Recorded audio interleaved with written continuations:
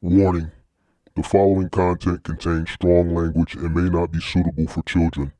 This content is primarily for adults as this is a trucking channel and truckers have filthy mouths. Please don't tweak if I say viewer discretion is advised.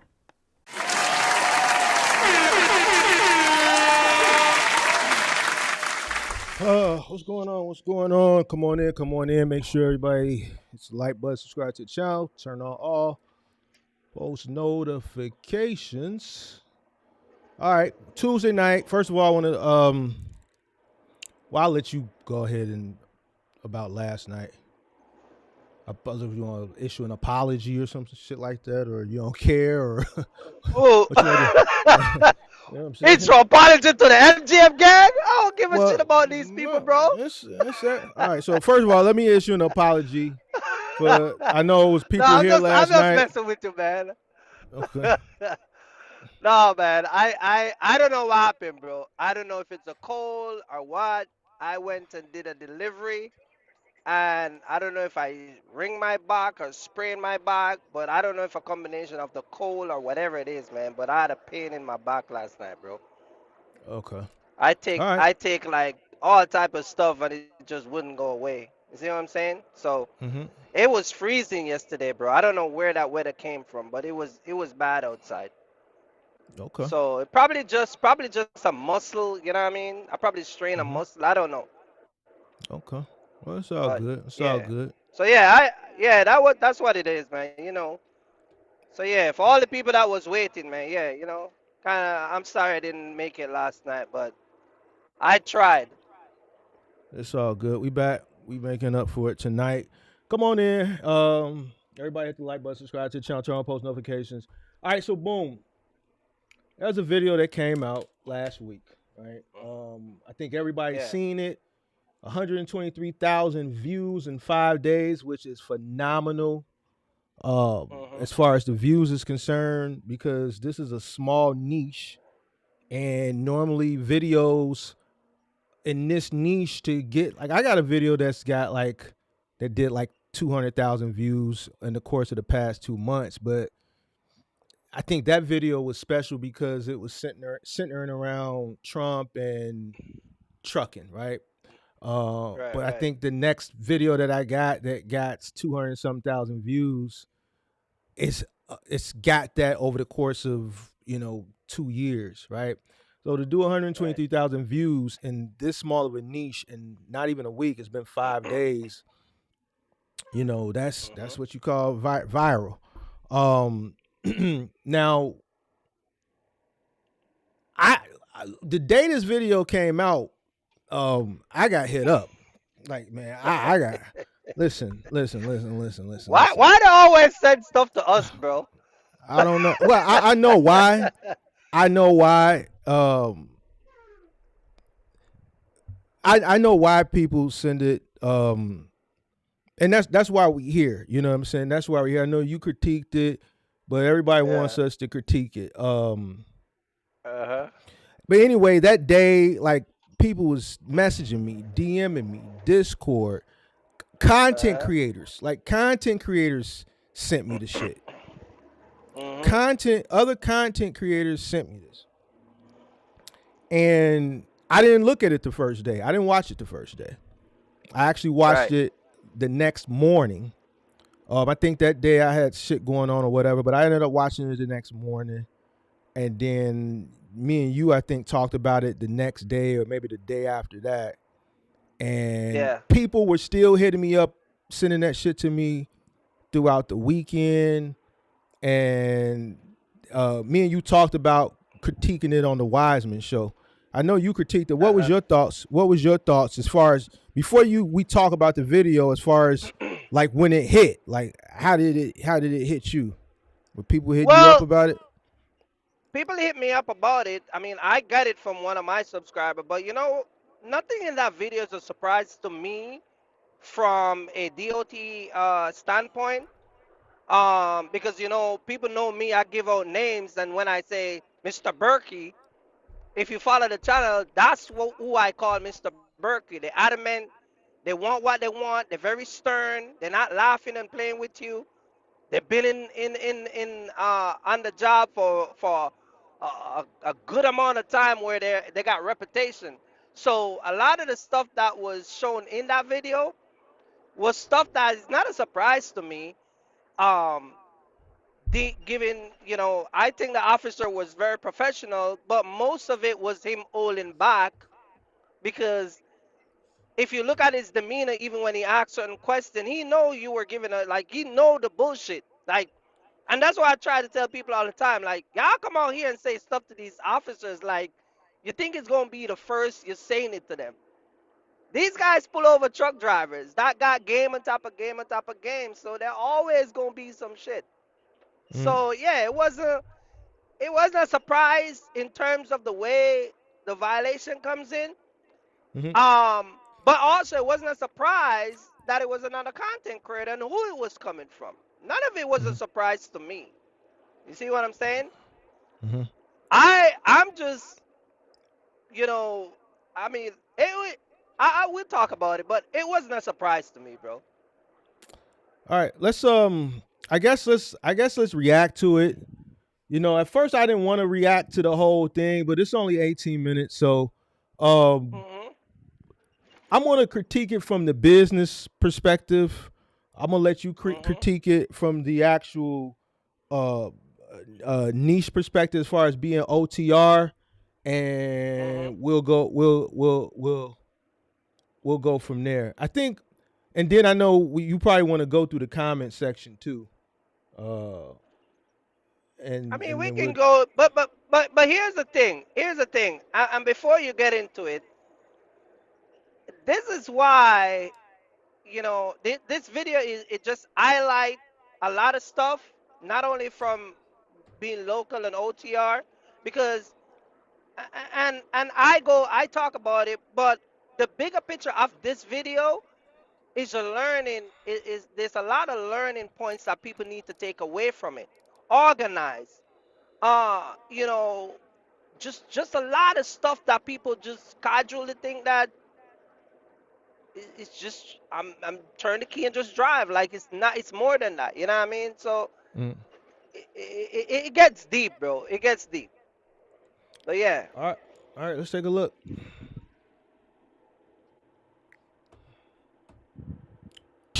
One, you're operating the CMV without the legal trade name displayed on both sides of the motor vehicle. Okay. How you doing? What do you got? Officer Macri, Menson Township Police. How's it going? Good.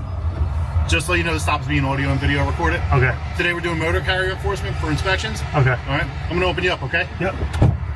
How you making out today? Pretty good. All right. You have license, insurance, or registration? Yeah. I do the license for registration. You ever been through an inspection? Yeah. When's the last time? It's been a while. All right. No worries. You done as quick as possible. Get you out. Yeah. Yeah, you got a couple of DOT issues. Is that the DOT number? No. My other company. Yeah, because the truck's not even marked properly. What you mean? There's nothing on the other side. Yeah. I don't have the decals. And you have to have the correct DOT number on there. It's got to say US DOT. Obviously, it's got to have the same. So far he has the wrong DOT number, right? Because he has multiple companies.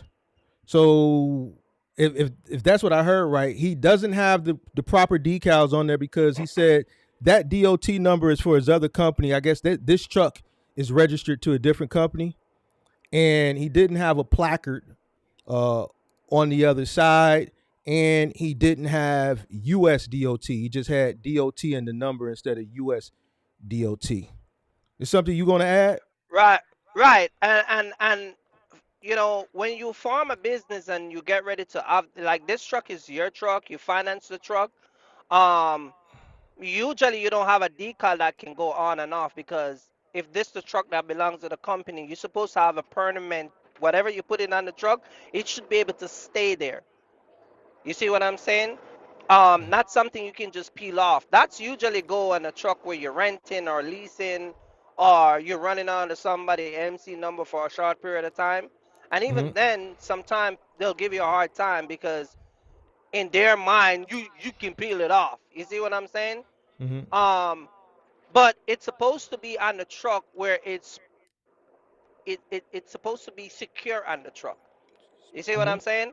And Permanent. as I was saying permanent. And as I was saying in my video, the other part of it blew off.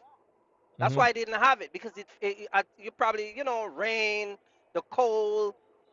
Sometimes you got assholes out here that, these truck driver park right here, I'm gonna rip this shit off. They take one of your decals. So it's just things that you gotta do. He could have. It's just. He could have.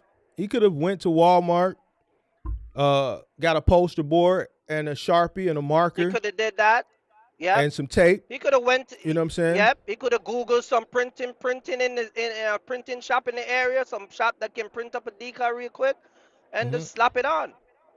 You could have write some stuff on a cardboard and use some nice duct tape, and put it on. So it's still your responsibility. You know what I mean? Yeah. So there's no excuse for this, because he could have easily went to Walmart, whatsoever. got some tape, a marker, a poster board, and did what he needed to do and fixed it to both sides of the truck. So. Right. Now go back to the license and the way he looks. And when the officer asks him, do you have your license and registration? You see what I'm saying? And I'm driving now. You're operating. What are you doing? Officer Macri, Menson Township Police. How's it going? Good. Just to let you know, this stops being audio and video recorded. Okay. Today we're doing motor carrier enforcement for inspections. Okay. All right. I'm going to open you up, okay? Yep. How you making out today? Pretty good. All right. You have license, insurance, or registration? Yeah, I do got license for registration. You ever been through? I see what you're saying. I don't think he, when he looked up there, I think he was looking at the camera to make sure it was recording. That's why I thought, because he got a 360 camera, so it's based how you move, the camera moves with you, right? So I think he looked up at the camera. Me personally, I don't think that was like a oh shit, I'm in trouble look. I think he was looking at the camera to make sure that the camera was moving, which let him know it was recording. An inspection? Yeah. When's the last time? It's been a while. All right, no worries. You done as quick as possible, get you out. Yeah. Yeah, you got a couple of DOT issues. Is that the DOT number? No. My other company. Yeah, because. So right there, he says that the DOT number. He said no for my other company. So either this truck has a different DOT number and it's not registered to the company where the DOT number is affixed, or the truck ain't registered at all. I don't know, but it's that DOT number that's on the side of this truck is not. This truck isn't registered with that DOT. The truck's not even marked properly. What you mean? There's nothing on the other side. Yeah, I don't have the decals. And you have to have the correct DOT number on there. It's got to say US DOT. Obviously, it's got to have the same company. Where are you on your way to? Wilmington, Delaware. What do you have? I'm empty. You are? Yeah. I'm gonna come up, okay? Yeah.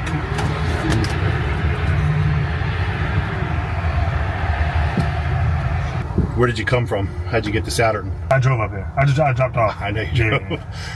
From Tennessee. Tennessee? When were you in Tennessee? Monday. So you went from Tennessee right to here? Yeah. Is that the insurance? Yeah, this insurance. I'm looking for a date. Yeah. Okay, good. Yeah, this insurance. I'm okay with that. Okay. All right. What about the registration? Oh, I got that. You carry that? I got it on my phone. Yeah.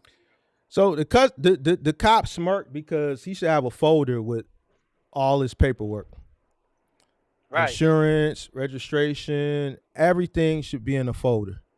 Organized. Registration, just so you know, it's like up to date. Expired. Now, we got to add a little satire in here. Now, I'm an OG. I'm older. I'm an OG. I'm older. All right?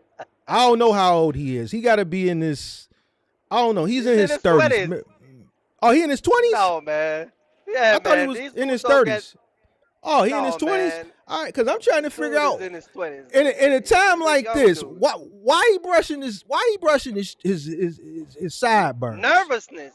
What that mean? Like nervous. Nah, man, I don't think that's nervous. I think because he got a comb. He got a comb, so he used to brushing his sideburns anyway. He got locks. Man, where you go, Kurt? No, I'm here. I don't understand why he brushing his sideburns in a time like this. I'm tweaking on that. Okay. Having a medical card. I think I got a picture of it. You off Saturday? I don't work. I have drivers. Well, you're working today. Wait. Hold on. He said he don't work. Is that what he said? Yeah, he said it don't work. Okay. Having a medical card. I think I got a picture of it. You off Saturday? I don't work. I have drivers. Well, you're working today. Well, yeah. So, yeah. I mean, You're working since yeah. Sunday. Yeah, well. What do you mean he don't work, Kirk? I don't understand that. What that mean? The man don't work. When he said I don't work, I got drivers. So I understand this is his company, and I'm making light of this. When you run the company, that's work.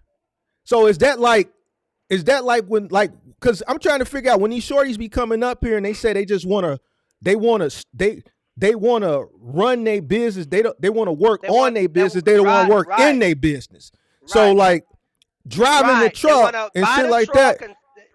That's like a slight diss. Like he don't. I ain't no driver, big dog. I'm the owner. Type shit like that. Okay, I just want to make sure. You know, I'm getting old, man. I can't. All right. Yeah. Well, since you picked up the truck Since Monday. Yeah, type shit. I just got onto the type shit. I've been using type shit. You know what I'm saying? So type shit. I'm trying to figure it out. Type shit. Right. Well. When did you drive to? What you got? You said you flew from. Hold on. We gotta go back. Hold on. I got a picture of it. You off Saturday? I don't work. I have drivers. Well, you're working today. Well, yeah. So, yeah. I mean, you're working since Sunday. Yeah, well. Well, since you picked up the truck. Since Monday. Right. Well. When did you drive to? What you got? You said you flew from Detroit to Alabama. Yeah. Where did you go from Alabama? Did you pick up the truck in Alabama? Yeah, my truck in Alabama. What day was that? Sunday. Okay. And then you went to where? Tennessee.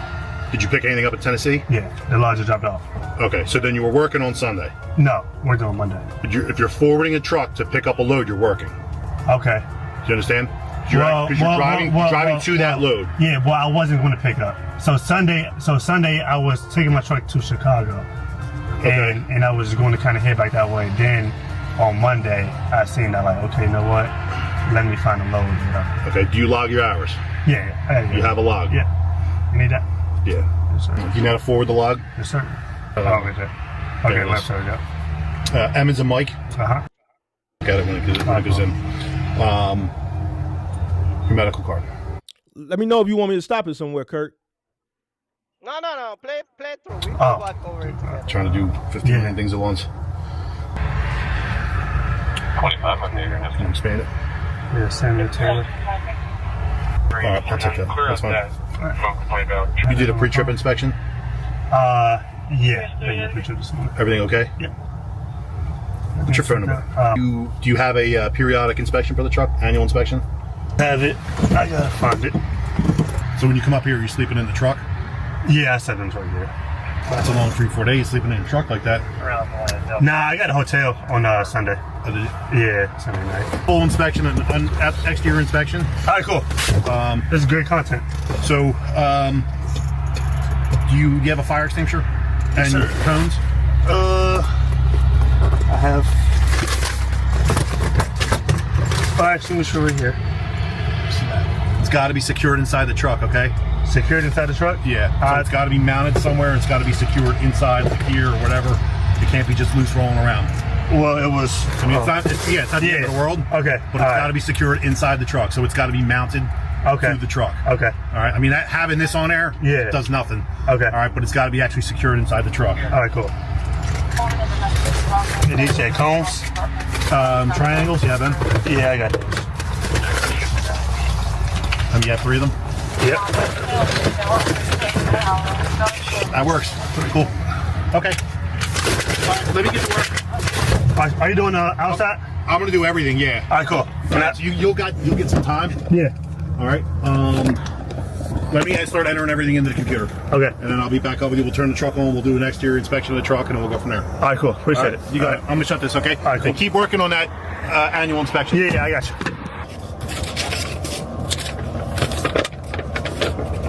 What do you think so far, Mark? Unorganized. You know, he said something, he said, oh, I don't work. So Right.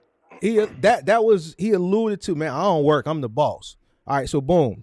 So now we can look at it from like this. Then, if you the boss, then this still ain't a good look because you're not organized. You should know where everything is at. The triangle Right. should be in a case. The fire extinguisher should be mounted. All your paperwork should be in a folder. Right. Like, I get the young generation, they keep everything in their phone. You can keep, some states allow you to keep your license in Apple Wallet. My state doesn't allow it. You can keep your insurance like State Farm and Allstate. They'll let you add it to your Apple Wallet.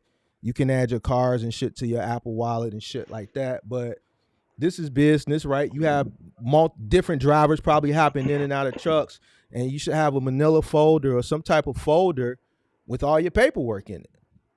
I think he's unorganized. So from a business owner standpoint, he's unorganized. That's what I think based off what I'm seeing so far. So let me explain something to you about this statement. I don't work, because I remember, and I think I spoke to you about this already. I remember when I was doing the whole entire mentorship stuff, and I particularly remember talking to one guy, and he told me he don't want to be no truck driver. He wants to come in, learn the business, but he's not staying in no truck. Up to this day, he's in a truck. You see what I'm saying? Because to some of them being in the truck, it is a this. It is a kind of looking down. So a lot of these guys, especially the ones that be calling you, and that's why you can't get mad at the MGM for going in on them sometime, because they come up on your live with this cocky ass attitude. Well, I'm the boss. Well, how much truck you got? Well, I got 2 trucks. How much you pay the drivers? Well, I don't know. How much you pay? They don't. You see what I'm saying? So they come with this boss mentalities, a cocky mentalities. It's this big CEO type of shit. But then when they open their mouth, they sound like fucking fools, bro. Like they ain't got no sense. You see what I'm saying? Here's my thing. Flex. Here's my thing with him. Now, since you told me 20 something, I kind of understand something. At the end of the day,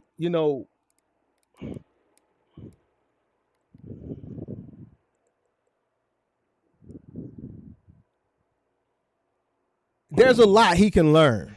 But still, again, I look at him because I'm kind of conflicted with him, because he's accomplished a lot more than what I've seen a lot of people accomplish. Now, it's clear that he still has a lot of learning to do. No. Listen to me. Listen to me. I'm not going where you think I'm going. I'm not going where you think I'm going, because we're going to get into that too later on. But at the end of the day, he's still out here, right? Now he don't know, so now I want to figure out, and I kind of got an idea. This makes what, year 3 or 4 for him, or maybe 4 or 5. Based on what I'm seeing here, there's still a lot of entry level information that he's unaware of. How is he still operating? You see what I'm saying? How is he still operating? They operate like that because of the people that support that type of bullshit. They operate like that because the IG and the TikTok, that's what keep them going. They don't have to know anything. You read that comment section, just like you did with the whole entire review of some of these guys' video. You go in the comment section, people in there telling them you did a good job. And you can see the bullshit. So that's what keeps these guys going. I don't want to talk from the content creation space. I want to talk from the trucking space. Obviously, for content creation, he's the largest in this niche. He's the largest content creator. He's the largest. I don't want to talk about content creation. I want to talk about the actual business, this actual business. The people that support the content creation, that's something different. That don't got nothing to do with his knowledge as far as this business is concerned. I disagree with you. I'm going to tell you why. Because when the officer said, I'm going to do an inspection on your truck outside, he looked at the camera and he said, that will make great content. I get what you're saying from the content. So it is about the people that watch no. you. I'm talking about the knowledge for the business. The content doesn't educate him on business. He's not looking at no content for business. I want to know, how is he still surviving with minimal, because this right here is entry-level information. This is entry-level knowledge that he's failing at right here in this inspection. This is something that year one. He's still in business. Right. The content, his success in content creation has nothing to do with his lack of knowledge in year 4, year 5 in business.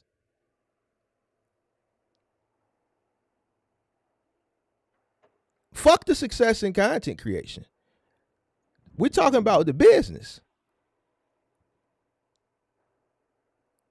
I mean, it's a bunch. Listen what I'm saying. It's a bunch of successful content creators in a bunch of niches, right?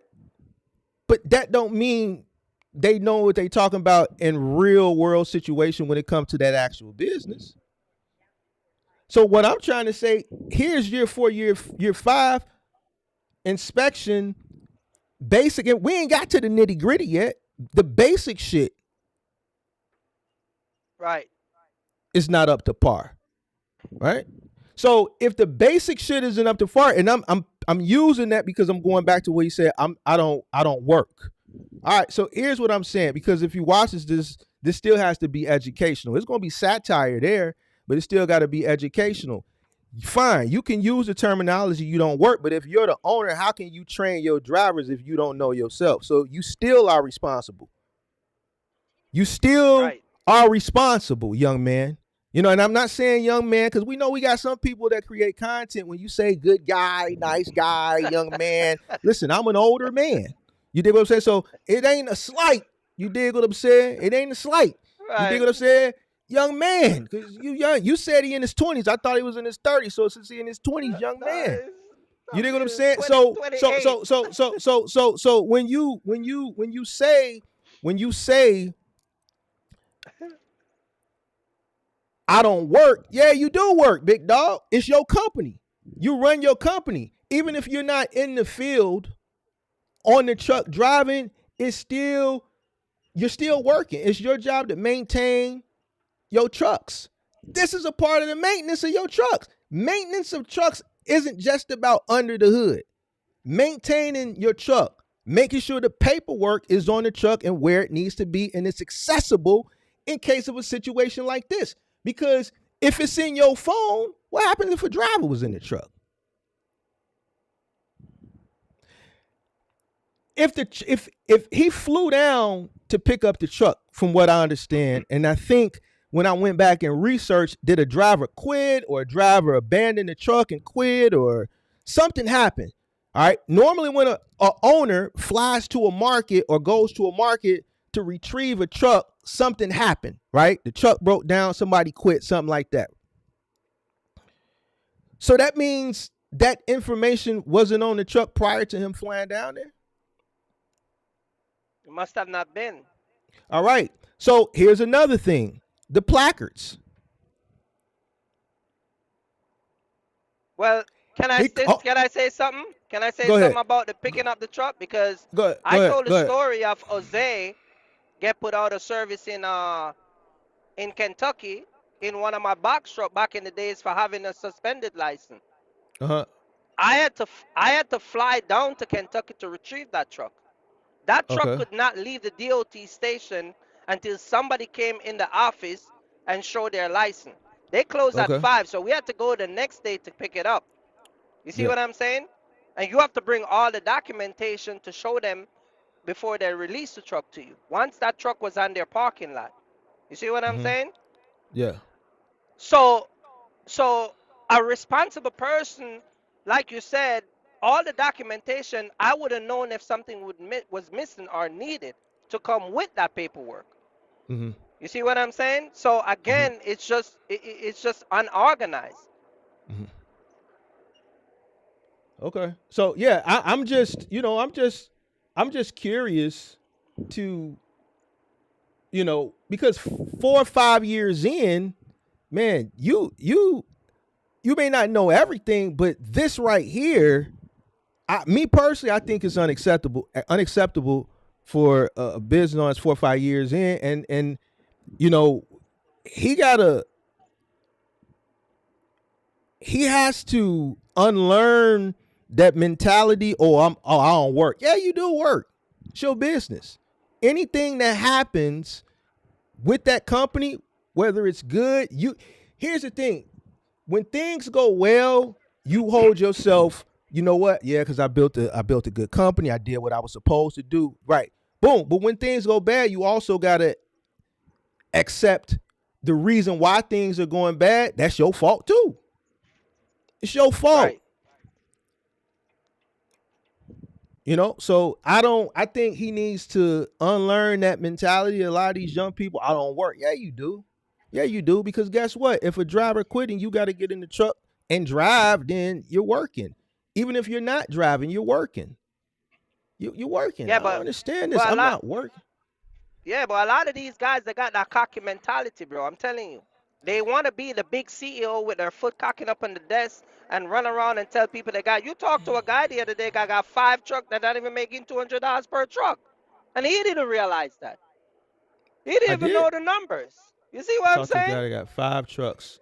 Who you talking about? Yeah, the dude that you talking about. What guy you talking about? The one that buddy that buddy that didn't know his cost. Yeah. Call his accountant to YouTube. But see, here's the thing. He called up his accountant. Yeah, but see, here's the thing. He realized that he wasn't operating correctly as far as his business is concerned, and he called and asked for help. That's the problem. See, that's why I had to J down earlier with Buddy, because Buddy really need help. We ain't talking about box truck, bro. We talking about CJ. I gotta get back. I'm still amped up from earlier. Buddy really need help. He really just should go and say, man, Mark, just help me out. And guess what I'm gonna do, Kurt? Guess what I'm gonna do?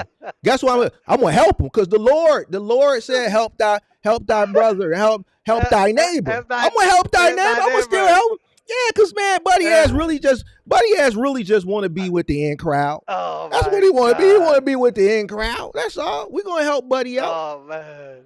But let's get back to this video though. We're gonna leave CJ, because I might slide back on CJ go fast. I might come back for CJ go fast. I might not be done with him, because man, he using the Bible and religion, and I don't like that. Yeah, man, I might have to go ahead and do a re-pull up. I might have to circle the block on.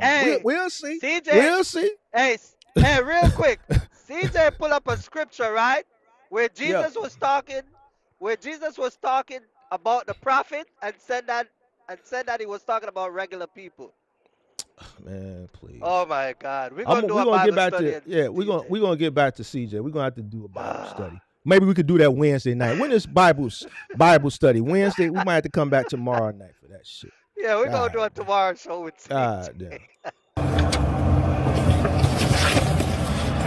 So right now, about to get an inspection done. Got pulled over for a random inspection. So we'll see how this goes. Do you sleep in here? Man, I don't got a comb for my shit. Maybe I should be brushing my shit down or combing my shit. I don't got no. Hey, I was thinking about, because I'm like getting these grades. I was thinking about getting some Beijing for these grades, but they're like, what's up with the comb? I keep telling you about you dread guys, man. What's up with the comb? You dread guys full of yourself so much. Hey, I was thinking about getting full of yourself so much, man. I was thinking about hitting the spray right here for the grade. I was thinking about hitting with the spray. Yo, you dread guys full of yourself so much, bro. Buddy has got a comb and shit. I'm like, Buddy, you is in a you don't know what you up against right now. In case you Buddy asked, he couldn't tell that Buddy was like he was on him. When Buddy got in the truck and he got to sniffing, Buddy asked him, he should be nervous. He shouldn't be worried about combing his hair, big dog. I can't stay with this live, bro. I gotta get off this live, man. You too funny. Well, I did last night. Last night? Yeah. Where was that at? Wait, not too far away, probably. I don't know what part of PA that was. Not too far away. So for the record, if you do have a non-CDL box truck, you can sleep in here. It has to. Like, It has just, to fit the requirements for a sleeper berth to use the sleeper berth. Well, I'm saying, but if you do sleep in the truck, you just got to log off duty. Correct. No, I'm no issue with you sleeping in here. Yeah. I was just saying if you would have marked it as sleeper berth, It would have been then this has to be. There's measurements and has to have all this stuff all this stuff. to make is this considered a sleeper berth. But no, if you can sleep in here as long as you just put it off duty. Yeah. You can't have that.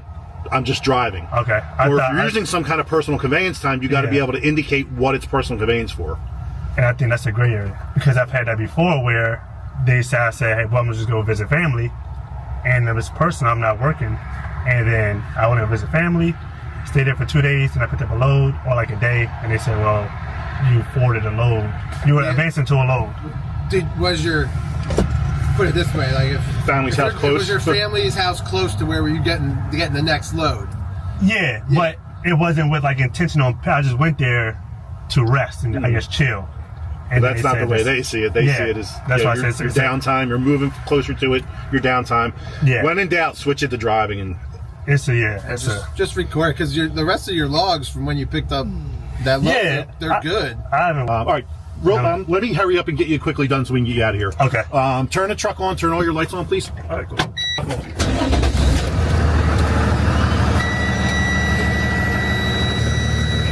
Oh, hi, babes.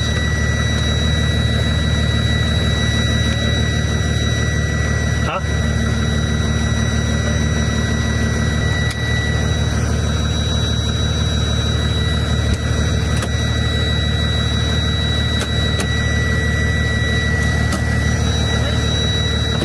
Horn? Horn? Your wipers and your fluid. You come out and open up the hood for us? Yeah, open it up.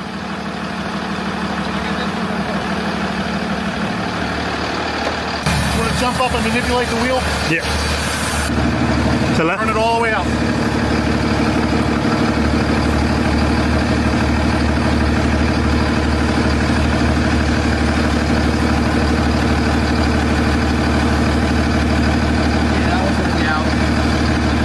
That's a wheel seal, probably.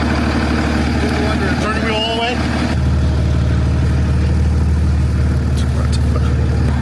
All right, you can shut it off right now. Put the key in the on position. On? Yep. Take your PSIs right down to 100 for us.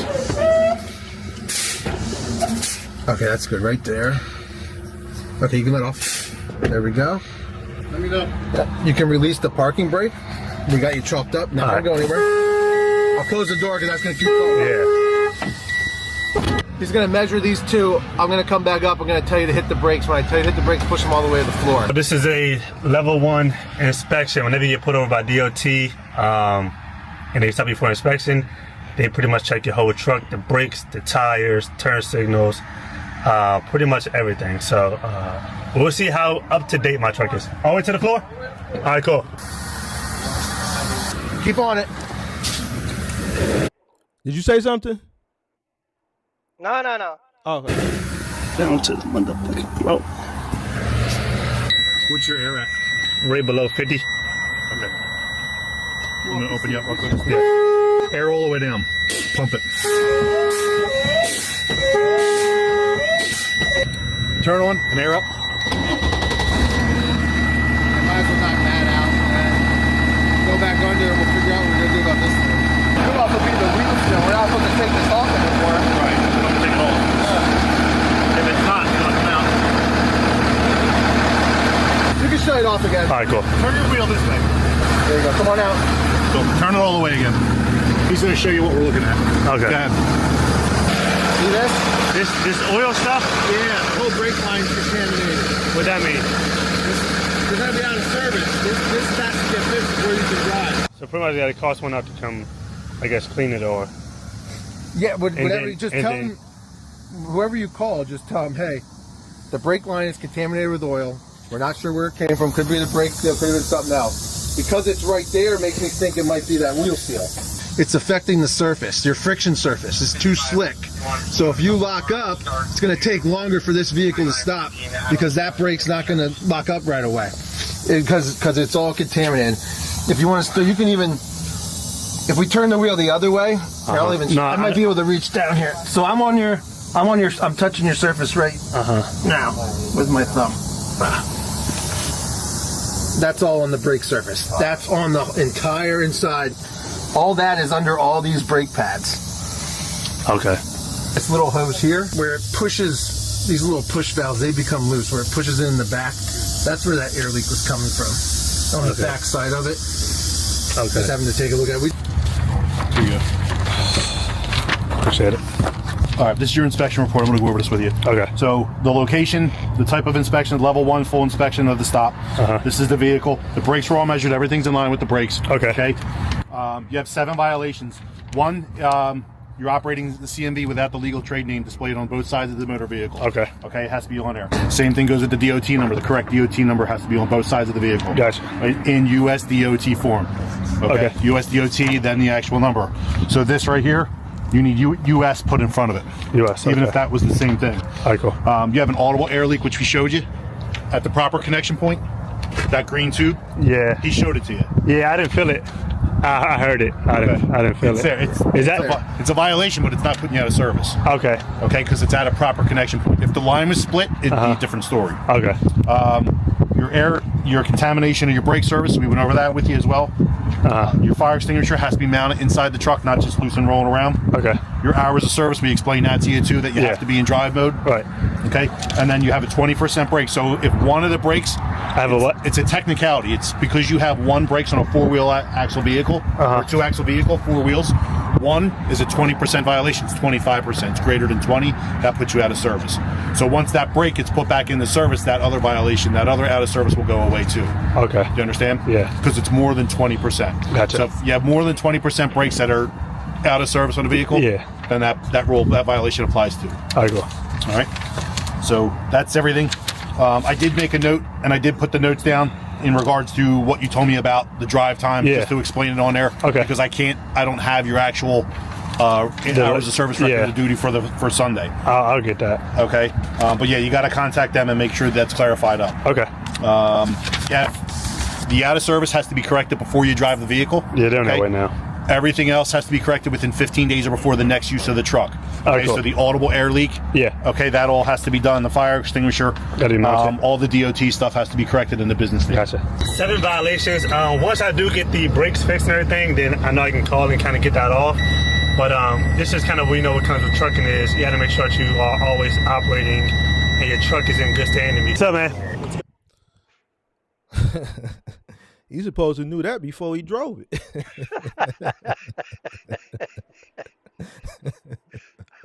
He's telling you what you're supposed to do after the fact.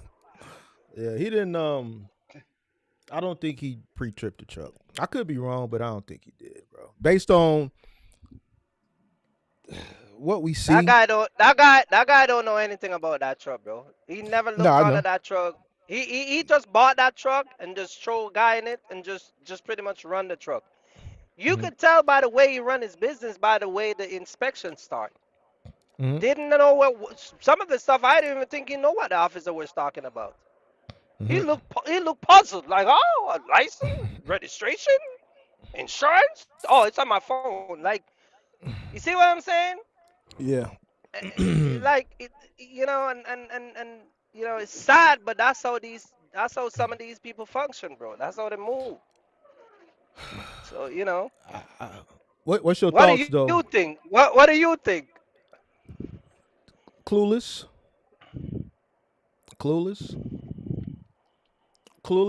Here's my. I was gonna save it to the end, but I can say I'll say this part now. I'm curious. Well, he said it, but I'm really curious to know why he posted this. And I think I saw somewhere he said he wanted to show the good and the bad, but where he's at as far as content and like selling products, courses and mentorship, whatever. He's selling courses. So right. whatever it is. So here's where I'm curious to know. This is detrimental to his credibility, right? Right. So if you're selling courses, right, on how to do this and how to do that. This is detrimental to your credibility. So I'm just curious, like if whether it's ethical or not, I don't want to take ethics out of it, right? Take ethics out of it. From a business perspective, now we can go on the content side. See, because I want to break this down.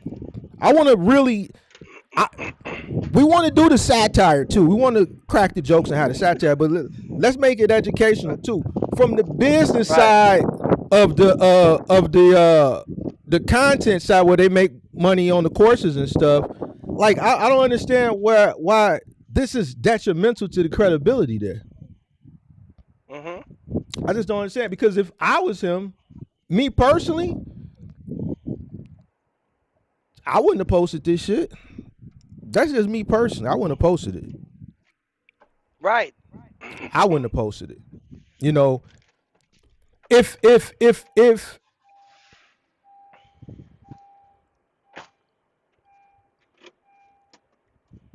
there wasn't any products being sold and it was just a journey type thing, then yeah, it still would be it still would be under the thumb of scrutiny, because then people would look at what you see in the comment section as far as, you know, the amount of time that they've been in, and some of the stuff is very entry level information that, you know, should have known that year one. But still, I'm like, why would you post this? I mean, it's good it's good that they posted it, because now people like, damn. You know what I'm saying? So I'm just curious. I'm just curious. To me, I'm just curious, because to me it don't make sense. The transparency don't make sense when you selling a product, because that's detrimental to your credibility. So I don't get that part. But go ahead. Yeah, but you're selling product, and people are coming to you for information, which is fine. You see what I'm saying? But there's a lot of things you can look at, just like even go back to the part where it says I don't drive. You know, that cocky attitude, like, okay, let's keep you in the boss lane. You don't even function like a boss. Well, see what I'm saying? You're not organized. You can't find anything. You're clueless to some of the questions that they ask you. It's clear that you know, it's just too much, bro. It's just too much. Yeah, it's just too much, man. I don't know. It's just too much. All right, let's get to this third and final part. Going on. So they said, I guess all this grease under here is why I'm out of service, because it's too slick.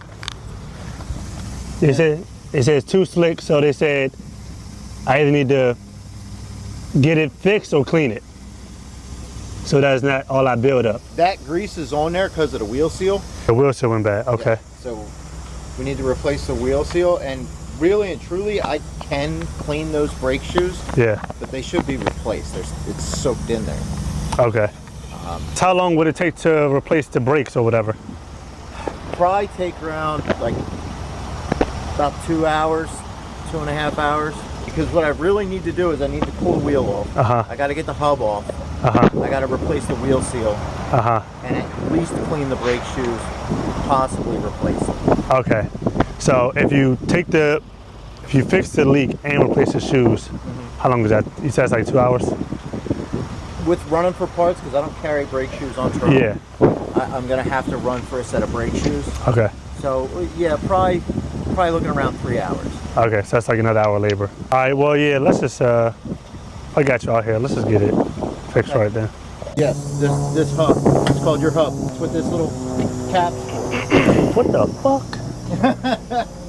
Nobody ever explained this to you? Nah, you put oil in here? Yeah. Yeah, you put gear oil in there. I ain't never put no oil in there. And that keeps the bearings cool, so the bearings don't blow up. And what happens is the seal gets bad. This officer actually probably saved you Oh, really? Yeah, because like this drum's no good either. The drum? Yeah, feel this lip? Well, don't feel it, it's really nasty. But there's a big lip right here, and there's a bunch of heat cracking. Oh, so is that a part of what you're gonna replace or no? Yep. Yeah, we're gonna get a drum, we're gonna get a set of shoes, and I thought he was just being a dick. nah, because what'll happen is that oil gets out of there, these bearings get hot. This is a heavy truck. Yeah.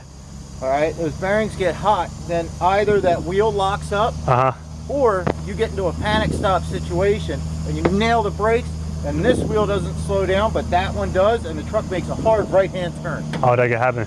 Yep. This is supposed to be filled with oil up to here, but there's no oil in there because it's all over the pads. So how does it leak? Like, where does the leak come from then? Well, we'll get there. And the last time I got called on a DOT stop, dude's e-brake didn't hold. His e-brake? Yeah. Oh shit. And it was just a standard box truck, or it wasn't even. It was a dump truck, a little dump truck, like a Dodge pickup. Yeah. I feel like PA does a lot of like, I don't know, like a lot of DOT stops though. Now you can see it better. If you look down in here, you see? Oh, okay, yeah. You can see how this piece right here is separated. Yeah. That's your wheel seal right in there. All right, and all this is the oil that was inside this hub that's supposed to be lubricating those bearings. But it's not. But now it's slung out all over the place. I'm not going to know for sure until we get it fired up, but I just replaced the fitting. Okay. That's all it felt like. He said the green thing. I'm like, ain't no way it's leaking from here. Yeah, well, sometimes they think they know a lot more than they actually do. Yeah. Look at the amount of oil that was in there.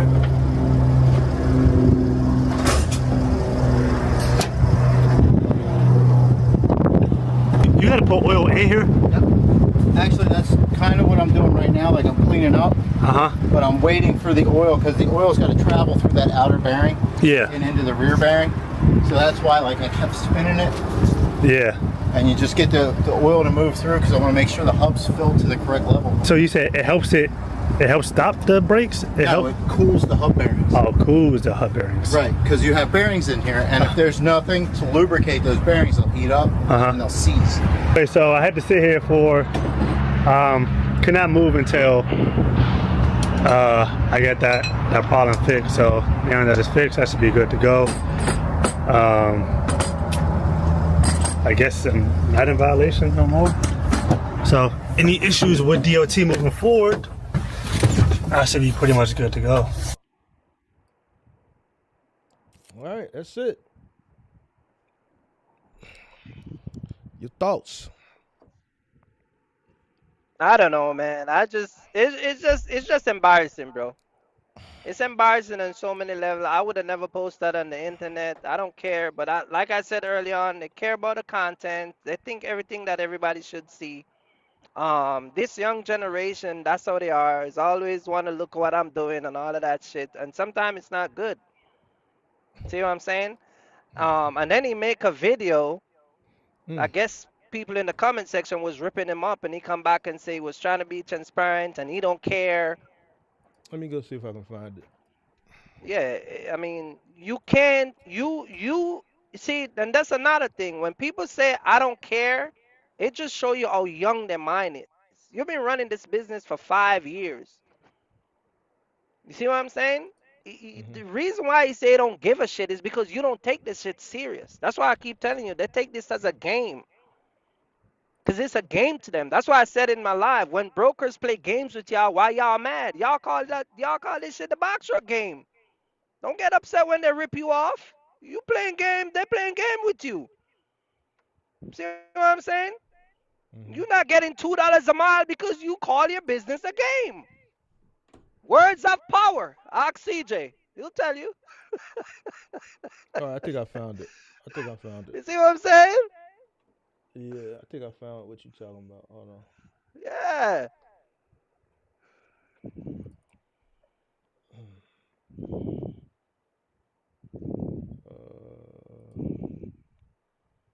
violations. One, you're operating the CMV without the legal trade name display. So I had 7 DOT violations, man, and I'm explaining them to you guys, right? One, I do not drive. So I flew out to get my truck. When I got in the truck, the very next day, I got pulled over. Now, the unorganization is because all the documents, like my medical card, the registration, all that stuff is on my phone. The fire extinguisher was not mounted in the truck. I take part of that. The wheel seal, right? I mean, I did my pre-trip inspection. As long as I was not losing like brake pressure and everything else worked, I didn't really check the wheel seal, so that right there was my fault. As far as the signs on the door, I have 2 companies, and when I flew out to get the truck, I did not have time to get another sign, for the door. And then the other one on the passenger side also flew off. So I guess because that sign on the door was my actual company, not my other company, they put me out of service. I share my wins, I share my losses. I try to be as transparent as possible because y'all not going to find this content out there. People ain't showing that they're getting put out of service. They having breakdowns. They losing money. People get put out of service every day, but I'm going to show y'all that shit because I don't care. I'm not here to sell y'all on this shit, man. I'm here to show y'all the real, the raw, and the uncut. So take all this content, man. Y'all learn from it so y'all can do better. You have 7 violations. One, This guy's a joke, man. This guy's a joke, bro. Who down here doing content?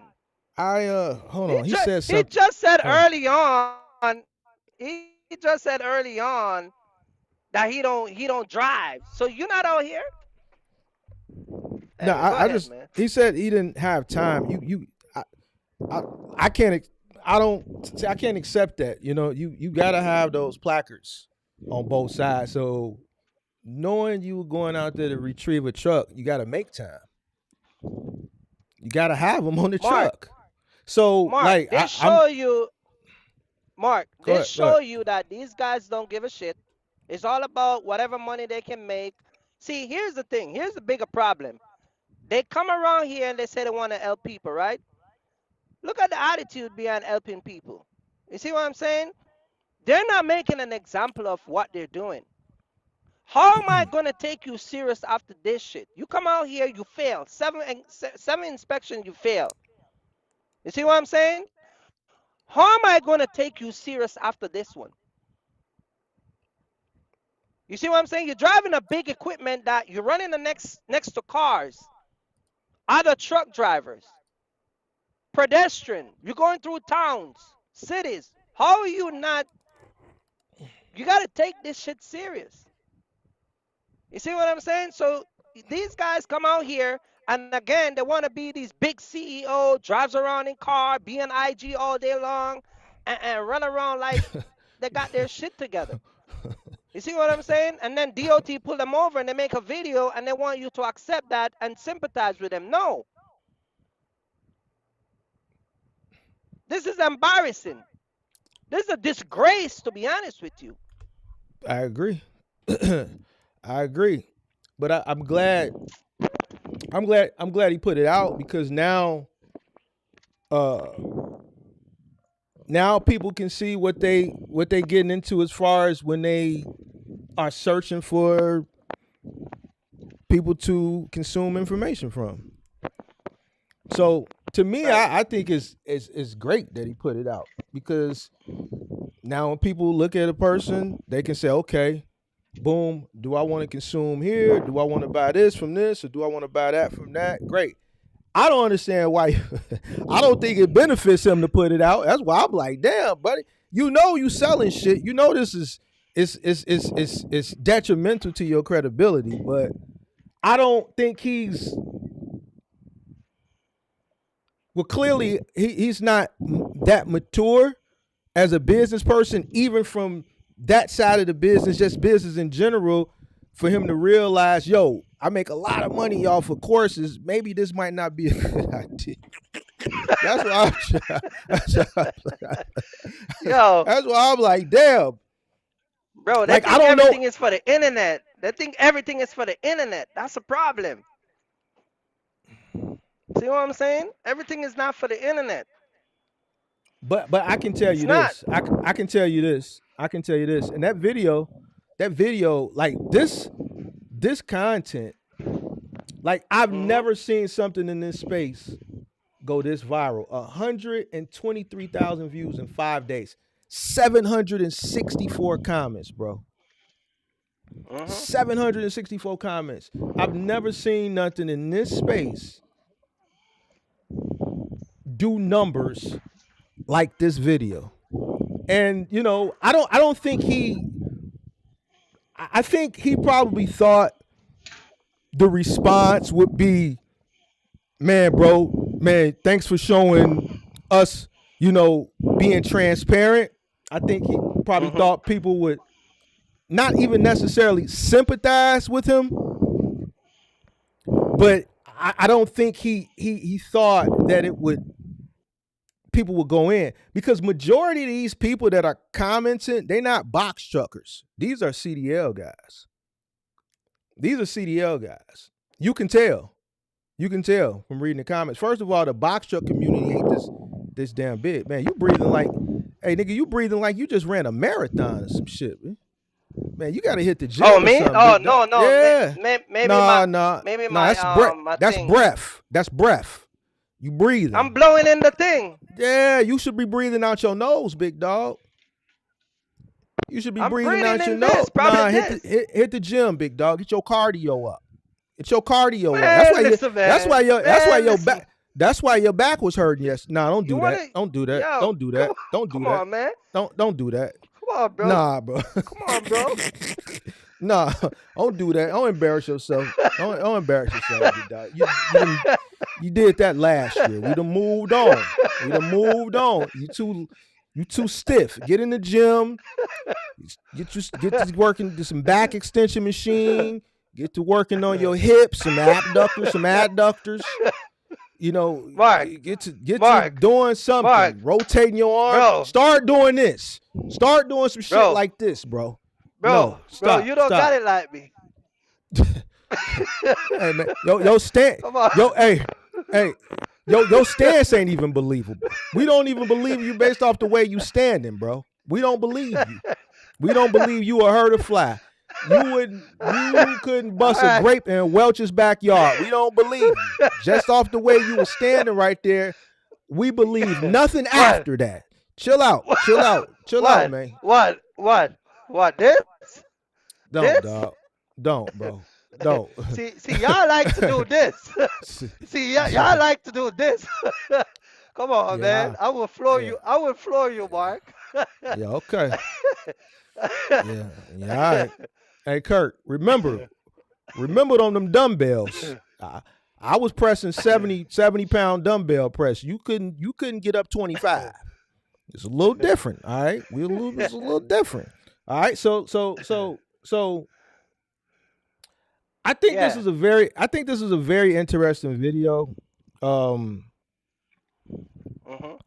I think it's a good learning lesson for viewers, which are the consumers.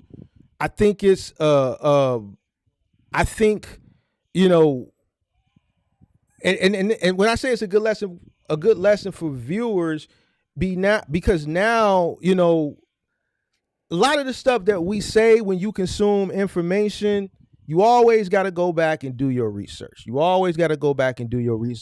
to reconfirm that the information that you're receiving is coming from credible. Now, I'm not saying he's not credible because I don't watch his content, but based on what I'm seeing here, there's a lot of, you know, rookie mistakes, and I don't like the fact that he didn't take responsibility for everything. Because here's the thing, when he said that shit at the beginning, oh, I ain't no driver, I didn't like that. All right, because that's almost to like separate yourself. One thing that I've learned in business, you always, even though you're the owner, you always want your people to feel like you a part of them. You on the same team. Right. Like I remember I used to wear a uniform every day. I would still wear the uniform. You know what I'm saying? Even though I'm sitting in the office, I would still wear a uniform. One, because I never know what the day might throw at me. But two, I didn't want to make it seem like I was better than anyone else. We all one team. You know, we all fighting for the same team. We headed for the same goal line. So take responsibility for the shit that happened because it's your company. You got to take all the responsibility. You have to accept it. That's my main gripe with this. Other than the fact that a lot of that shit was novice shit, and a person who's 4 or 5 years tenured should know that shit. The hub seal thing, he admitted to not pre-checking it, you know what I'm saying, in that area. But even outside of the fact that he didn't pre-check it, you've been in business 4 or 5 years, he should know that. All right. Now, because of the time, you know what I'm saying? So 4 or 5 years, you got trucks, shit like that. You should know that, big dog. You should know that. You need to get more familiar. You need to get more familiar right, with this equipment, just having an understanding of, you know, everything. But now I'm thinking about it. Does he even know how to pre-check correctly, pre-trip correctly? I don't know. Somebody in the comment section say he had a CDL driver's license. I don't know how true that is. I don't know. I don't watch his content, to be honest. I know who he is because, I mean, you can't not know who he is. He's the largest content creator as far as box trucking, box truck content. He's the largest, so I know who he is. But I don't watch his content. So hey, can you pick me up on the studio line? Yeah, call back. All right. Hang the phone up. Hang the phone up.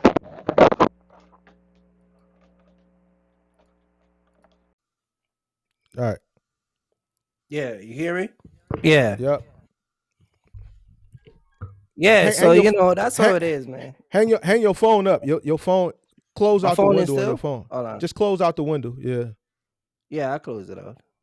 Right. Yeah, it's off. It's still calling. I don't know why it's still dialing. Still calling you? Yeah, you hear it? Yeah. That's you. Just Safari. Just swipe up on Safari to close out Safari. Hold on, let me close. All right, it's cool. It's cool now. It's cool. It's cool.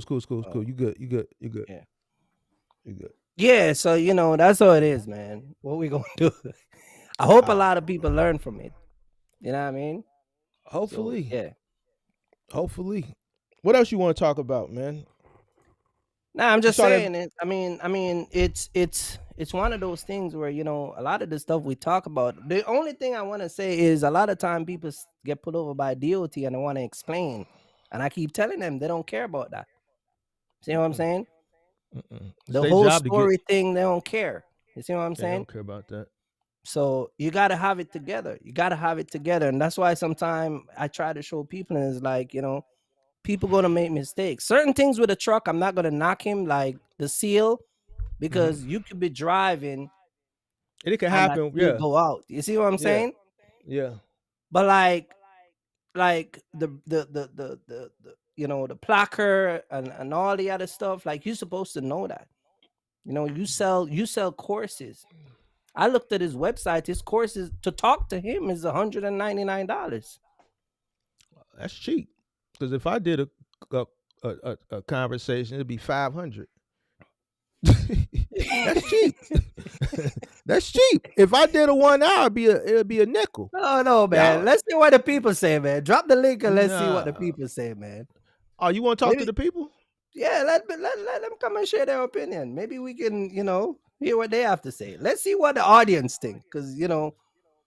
5-star said, "Did I make Stack wear?" Yeah, he had a white shirt. He had a manager shirt. I sure did. Everybody had a uniform shirt. Stack wasn't excluded. All right, I'll drop the link. Oh, 5-star. Oh, he was asking you about your employee. Yeah. Stack had a white shirt. He wasn't excluded. Yeah, so you know, you gotta get it together, man. It's crazy, but yeah. So I just think that I don't know why he put it out. He should have never put that out. It's embarrassing, to be honest with you. You know what I mean? So you saw that in the montage video when we were standing in that picture where he was standing next to me in the van. Yeah, this uniform on. Oh, you're talking about somebody else? Yeah. Let me turn my camera on. Yeah, so I don't know, man. It's wild. It's wild out here. It's wild. So Yeah, I don't but think nobody. I just the whole boss thing is a thing that they run with. You know what I mean? Ain't nothing wrong to me. Ain't nothing wrong with that. I think just the young generation they have a false sense of reality of what being a boss really is. They want to separate themselves and they want to put themselves on a pedestal, and that's farthest from the truth. You should be getting more down and dirty than any one of your workers, especially still this early in the game. Like you supposed to know everything about your company, the ins and the outs, every single thing, everything. It's unacceptable. The wins, we celebrate the wins, but the losses and the fuck ups, we have to hold ourselves accountable and we have to accept those as our fault as well. When you see Michael Jordan back in the day, shit was his fault, even if it wasn't his fault. Bill Cartwright down there in the hole fucking up. Mike took the blame. LeBron, he take the blame for a lot of shit. Now, I don't think he the GOAT. He ain't my GOAT. I was born in 1980 and I'm from the crib. Ain't nobody gonna never be better than Mike. But even with LeBron, I see him time and time again take the blame. Sometimes it may be his fault because he ain't no closer. He ain't no closer. So all you LeBron fans, he ain't no closer. He ain't no closer. But there'll be times when it don't be his fault and he take the blame because that's what a leader should do. Right. You know, so he gotta never hold himself no accountability. Yeah, you can't make excuses. Like that Instagram thing, he took some accountability, but then he made some excuses. No, you gotta own all of it, big dog. You know, that's that show your character, you know. So yeah, man. Do you think they're dropping the video? You think he uploaded because of the money? As far as what the content gonna pay, as far as the video? Yeah.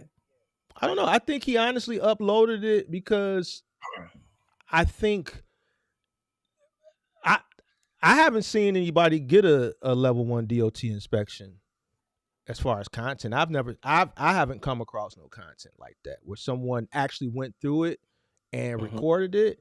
So he probably did think it was going to have some virality. I don't think he was going to get the backlash that he got. I don't think he was going to get the backlash. And that's the reason why I don't think he thought that is hence him making the Instagram video. That's why he said he didn't care and all of that. Right? That's where that came from. He was reading the backlash primarily probably on YouTube, and that's why he made that video. Let's read some of the comments and see what they say. Why you made that second video? You know what I mean? You talking about on Instagram? No, on his YouTube page, because YouTube people went in on him. But see, YouTube is a different. See, you gotta understand, YouTube and Instagram is two different demographics.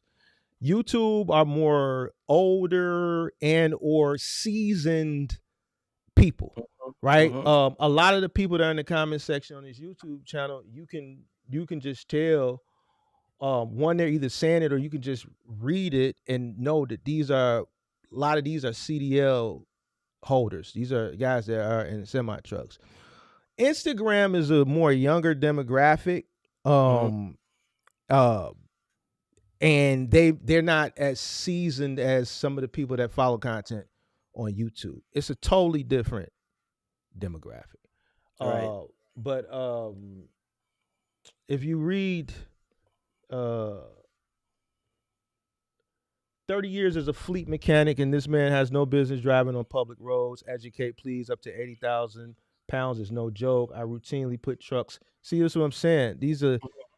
This is semi-truck mechanics. When a mechanic rip out a cigarette, it means business. You're awesome for uploading this to educate your fellow truck driver family. Thank you, sir. The roadside mechanic was excellent, very knowledgeable and friendly. You invited that level 1 by not having it together. I think we covered that. And this dude selling box trucking courses with no idea how to pass a DOT inspection. So I think this is the backlash he didn't expect to get. He shouldn't have. What do you think about that statement? I think there's validity to that. I think that there's a lot of validity to that. You know, I think your moral compass has to kick in at some point. If you're gonna sell education, you should be educated. Now, not everybody is going to know everything, but there should be a level of tenure there, right? So here's where I think he messed up. If this content would have been him getting put out of service for something much more advanced, then that's one thing. Even though the minor stuff is not what put him out of service, but those minor things are very, very minor. Like, not having your placards, not being organized, ain't no excuse for that. Right. So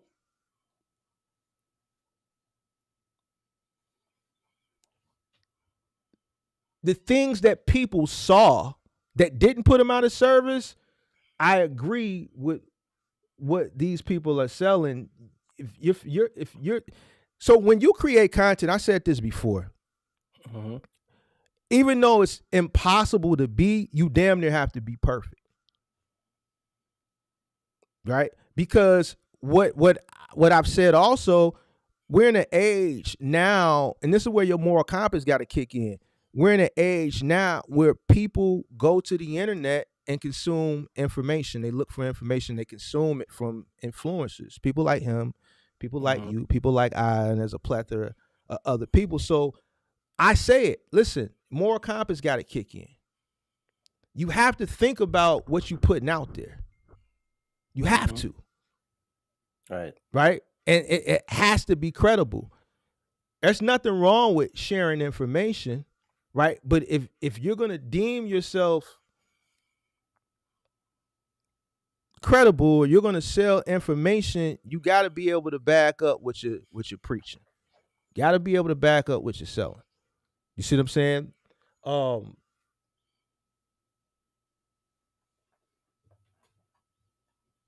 I just think, the shit that we saw in the video at the beginning, the not being organized, the placards, all that shit is what's leading to the backlash that we're reading here.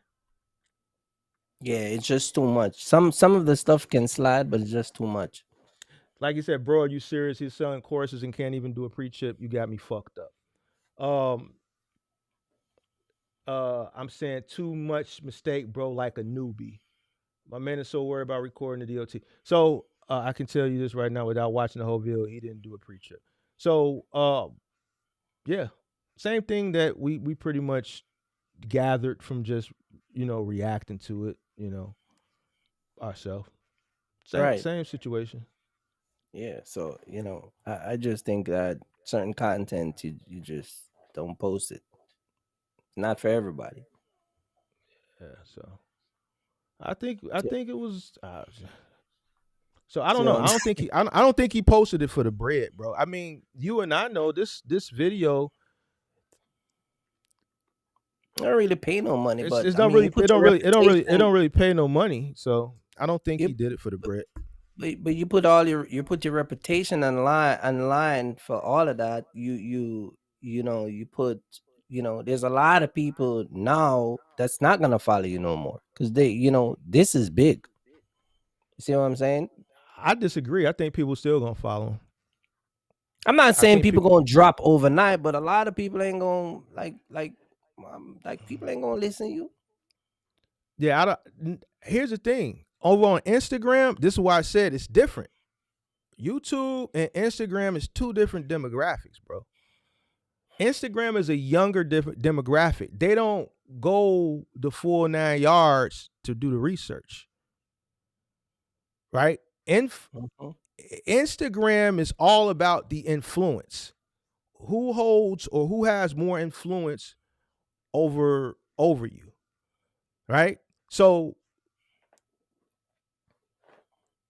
he's influential. He was on, I saw him on Angela Yee.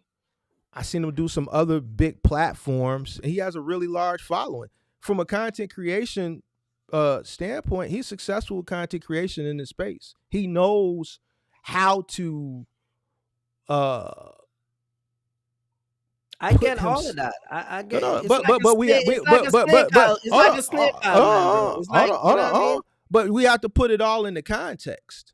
Yeah, He's but good. I Hold on. disagree with you. No, No, because I didn't get there yet. Mark, Here's the thing, it's just Kurt. like Hold on. Go ahead. The reason why he's as big as he is because clearly he knows how to market itself. We can't take that away from him. Now That's this shit. fine. Hold on. This some bullshit over here. This some bullshit. If he could take being young and understanding the power of social media, right, and channeling that the right way, I think he would be great. I think he probably should take my advice as an OG. My advice would be to tell him to take a step back, probably, not from creating content, but maybe selling shit, right? And learn the business more, become more tenured, right? And then maybe come back at a later time and maybe try it again. Me personally, I think he still has a lot of learning to do. Can't take the fact away that he know how to market himself. But that's what I'm saying. You market yourself and then you do one thing and it take you down. That's what I'm saying. I don't think it's going. Here's the thing, and I'm not saying it's right or wrong. I don't think it's going to take him down because the people that are on Instagram, it's a young demographic, and all they care about is influence. Here's the thing, Kurt. I agree as far as the content, as far as that shit is crazy. But at the end of the day, I'm gonna call it a spade. I'm gonna keep it a buck with you. People on Instagram is young and they don't give a fuck about the information. All they care about is influence. But that's backwards, because why would you not care about the information when this is the result that you're looking at in real time? Because this is the day and age that we in, Kurt. But that's stupid, because you're gonna go out and spend $40,000 to buy a truck and then end up on the side of the road just like him. It's called success porn. That's what it's called, Kurt. Yeah, it's called success porn. So there's a guy that's trending now who's really doing numbers. He's getting like millions of followers like in a week or two. That I've been seeing his shit pop up on my shit. Ashton Hall. So he sticks his face in water and he takes a meeting and then he goes on the balcony and then he comes back and goes running and then he gets in the pool and then he gets in the hot tub and then he gets dressed and goes to a brunch and then he comes back, and it's success porn. People are looking at the success, right? Instead of trying to pull the information that's going to make them successful out, the information, the education. They're blinded by the glitz and the glamour and the lights and all that shit, and not the information. Right. No. So as far as a marketing standpoint, yeah, he know what he's doing. Now, as far as the information on trucking, yes, he's has a lot of learning to do. He could probably teach me and you a thing or two as far as social media marketing. Why? Because we're older. And we could probably teach him a thing or two when it comes to trucking. So no, I totally agree with you as far as the trucking part. I totally agree with you. Yeah, I don't know, bro. I just but like, go ahead. I'm listening. I'm sorry. No, go ahead. I was just saying I don't understand the concept behind it, but I just feel like, the concept behind what? Him posting that video and me and you will never understand that, because one, we don't understand social media like that. We think we do. You got a little success. I got a little more success than you, but I fully don't understand. I don't know how to work TikTok. I'm clueless. You know what I'm saying? So as far as the marketing, and not only do we don't have a full understanding, I don't think we care to even try to have it. You see what I'm saying? So, it's just what it is. The younger generation, they are attracted to influence. a lot of the people that come up on the call-in show, they come from Instagram. Once they fail based off what they consume from Instagram, they have to go search further for more information, right? Which they should have did initially at the inception of the startup, but they find whoever's the person that they like, right? And then they stop there. Right. The reason why I know this is because a lot of the people that I talk to that come and talk to me in the Discord, they give me 3 names. They give me 3 names, and they always complain. All right. They give me 3 names. And these 3 names are people that are really, really big, way bigger than you and I. Right. And one of the things that I tell them is, or I ask them, like, what made you stop searching for information? And it's normally they answer the question ignorantly, like, well, they thought that the person that they came across first had all the information. They it's. I'm not gonna go into details, but it's pretty much slander because they felt like they were taken advantage of.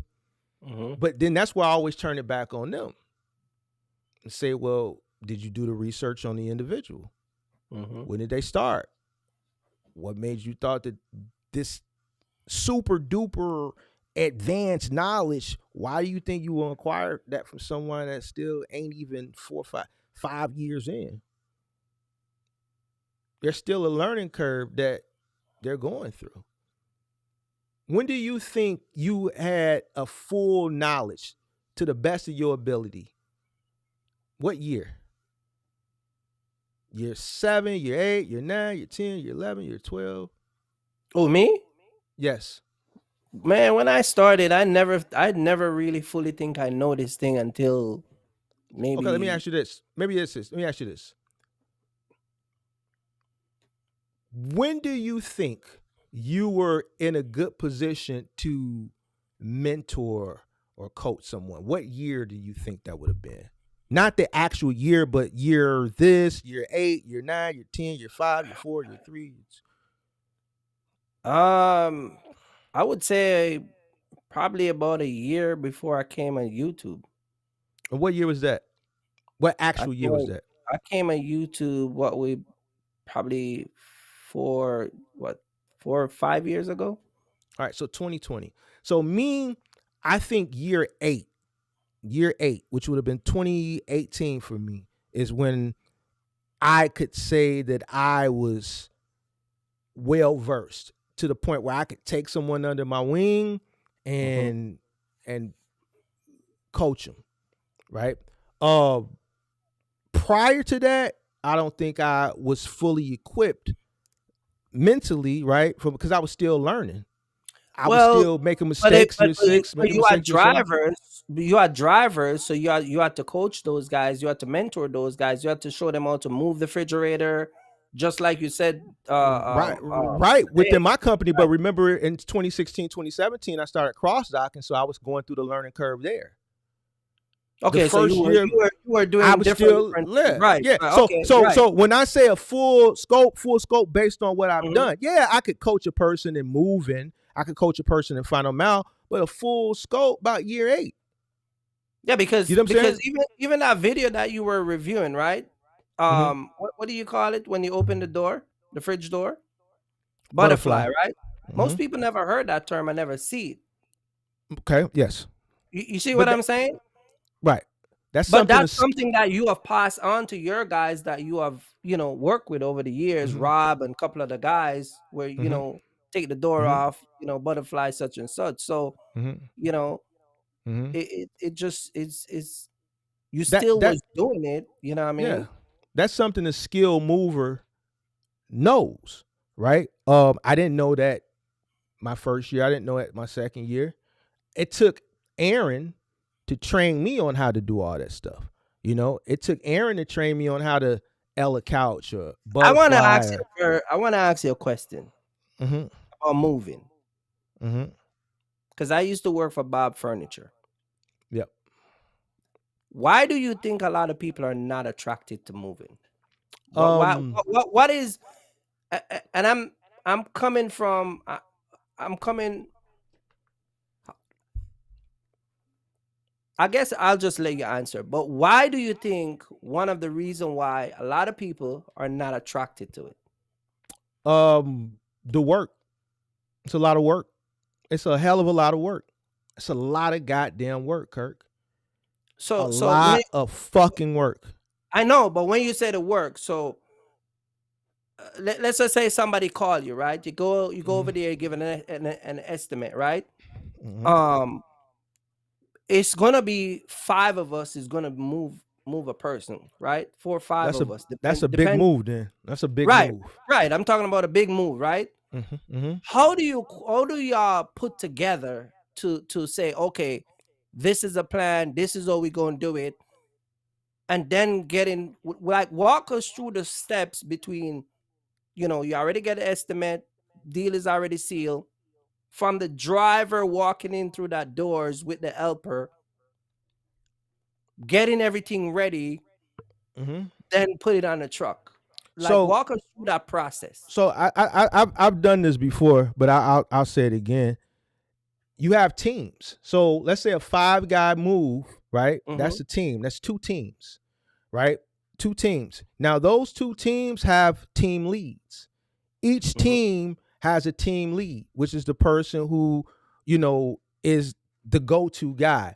If it's a team and then they work together every day, that team knows what each other's strengths and weaknesses are. They don't have to say, all right, you doing this, you doing that. When they get to the job, because they work together and they are trained, they know who does what, they know. So the strongest packer is the person that stays on the truck. So if I put a team and another team for a 5-guy move, if it's Aaron, Tim, Rob, Dre, and KT, those 5 guys, we know Aaron and Tim are the 2 best packers. So Aaron or Tim gonna be packing that truck. We know Dre and KT just a laborer. KT don't want to talk to the customer. He is a strong man. All he want to do is carry and lift shit. Dre, he another carrier and lifter, but he's the guy that's going to talk to the customer. Aaron packing the truck. Tim, he cold with the tools. He breaking shit down. Tim can break a whole bedroom down and wrap shit by itself. Tim can wrap a mattress by itself. Tim will tie a piece of shrink wrap to the handle on the mattress, hold it up and go all the way around it and flip it by itself. He'll have the whole bedroom wrapped by itself. So a 5-bedroom move, I'm putting a super team together because it's a big job. I'm gonna put some killers on them 2 trucks, because that's a 2-truck job. If I'm sending 5 guys, all right. So now we got Aaron that's rapping. He ain't coming in the crib unless he coming to piss. Tim breaking everything down. Dre and KT running shit, and then you seeing Rob. Rob is a Hispanic guy, little on the heavier side. Boom. He wheeling them boxes, them dollies. He stacking them boxes. Once the boxes is all out, he prepping shit, wrapping shit, preparing it to go in another room. And this is how the job flows efficiently, because everybody has a task, and the task that everybody's doing, right, is what they're strong in. The reason why those 5 guys are on that job is because for a 5-person move, I had to visually look at that job. So when I visually look at it, depending on what time frame of my tenure in business, if it was earlier in my tenure, then I physically went out. The latter part of my tenure, we could do a FaceTime video call. I go out and I look at the job. Okay, you know what? This job gonna be about 12 hours. At least. All right, I gotta put all my killers. I gotta put some killers on this job. I gotta grab some killers for this job. Right. I can't put no B squad or no ski squad. I need to pull 8 teams. I need to pull from 2 8 teams and build a 5-man super squad, because 1, it's a 5-bedroom house. 2, this shit gotta get done in one day. 3, all this shit is nice. So I need people that's gonna come in, be efficient, not tear no shit up, and we got to get this shit on this one or this two trucks, whatever it's requiring, because it's inefficient and it's unprofessional to make 2 trips. So I have to scope it out and plan it out and call it right the first time. Right. And if I do need a little magic, these are the motherfuckers that can pull that shit off. And that's how you do that shit. So you think that so you think that these guys are just not organized like the way you just described it? Do you think they don't have the manpower? Do you think that is something that what do you think that just let a lot of people not interested? Do you think it's just it's work, bro? Listen, bro, my shoulder's still fucked up. Like you like moving is taxing on your body, and the more you scale up and moving, the more difficult the moves become. You get to doing 4 and 5 bedroom homes, you get to dealing with more well-to-do people, right? And more well-to-do people have more money to spend on furniture, so they're not going to Bob's. They're not going to IKEA. The furniture ain't light. They're not buying pressed wood dressers. This shit is real oak wood, and this shit is heavy.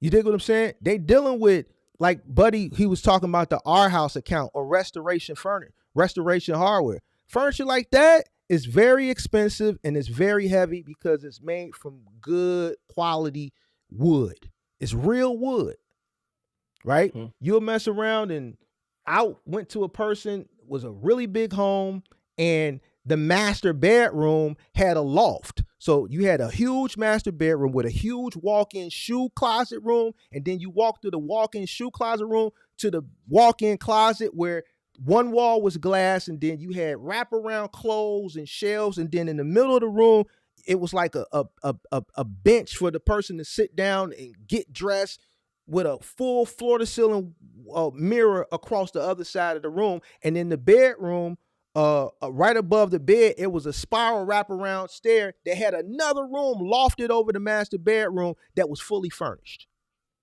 And then all that furniture had to come down a narrow wraparound stair. And you can't damage nothing. You can't scratch nothing because this is a very expensive house and all the furniture is exquisite. Mm-hmm. So the reason people don't want to do moving is, one, it's a lot of work. It's a lot of physical labor, right? Because that's the only thing that's stopping people, right? I mean, we can say finding the workers and shit like that.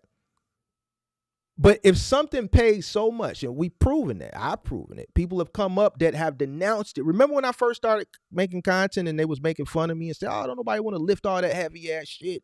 This, right, that, OTR, Amazon. And then a lot of those guys that believe that, you seen people one by one come over, man, Mark, I didn't like you at first, man.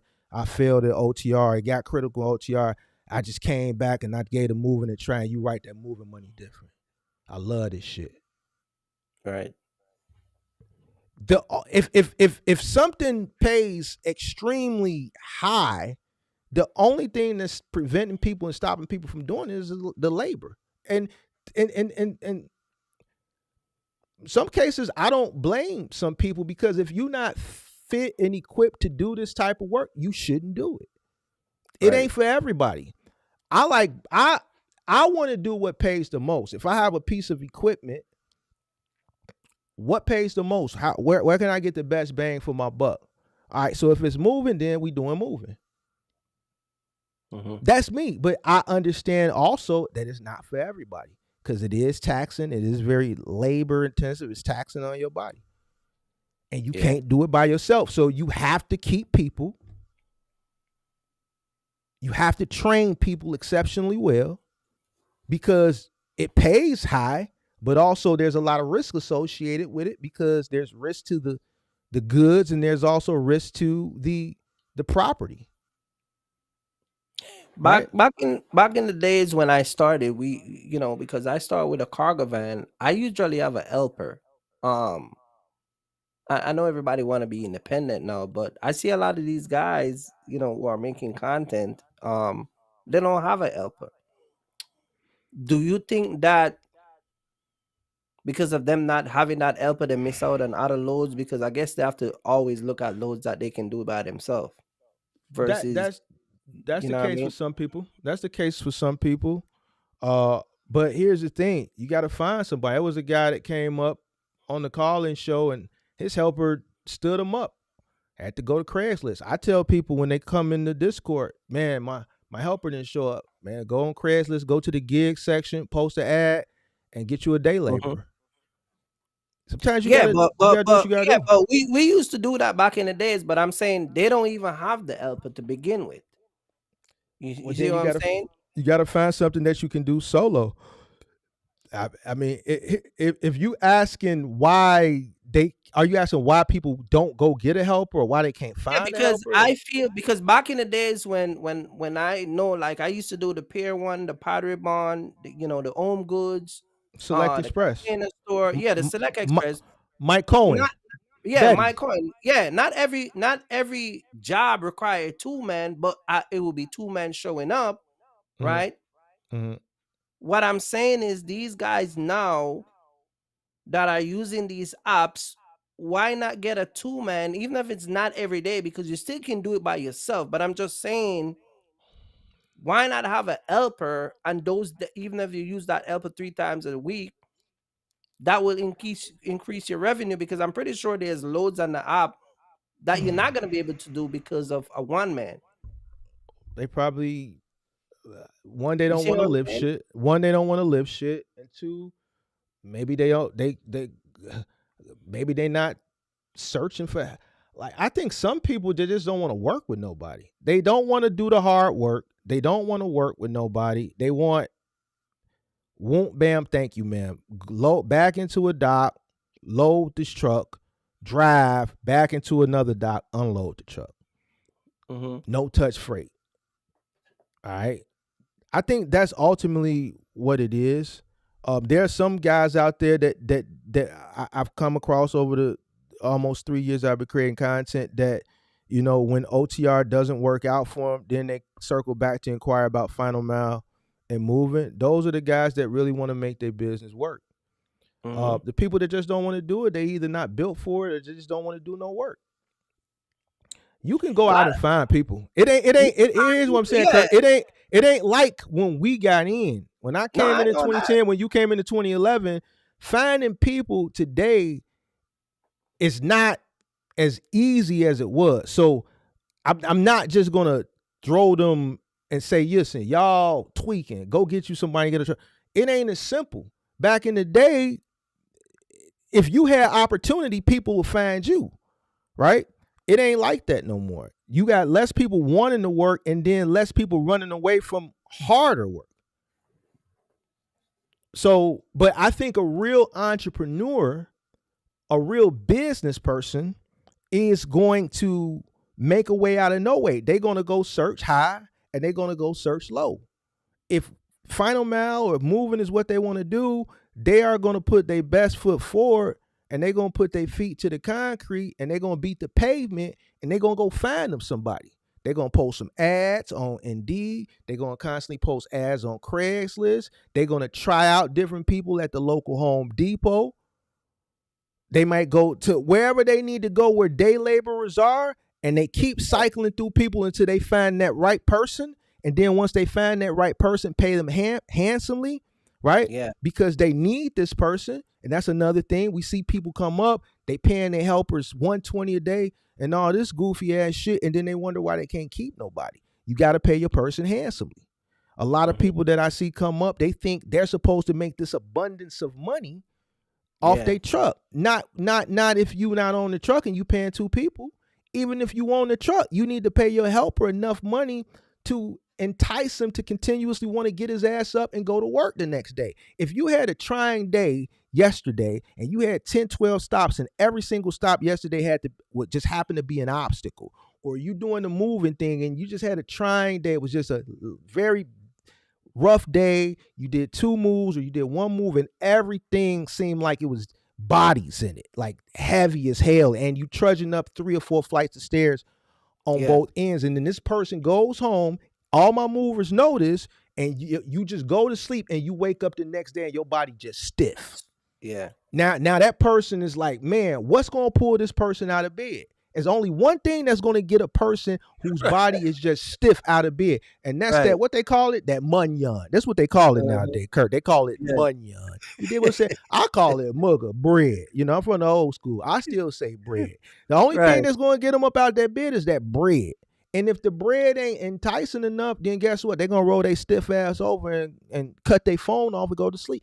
They not even going to call you and tell you they ain't going to make it. They're going to cut their phone off and they're going to take their stiff ass right back to sleep. Yeah, I never used to have problem with helper. We used to pay them. I used to pay them back in the days. I forgot how much we used to pay them, but we were paying them good. Plus, we would split the tip. You see what I'm saying? You know, it was good back in the day. What I used to pay, for IKEA and for Select Express, $75 to the helper to drive $100. So in a box truck, each 2-man final mount team, my labor was $175 for the day total. But guess what? This is back when $100 was good for the day. Right, $100. Right. Listen, $100 meant something.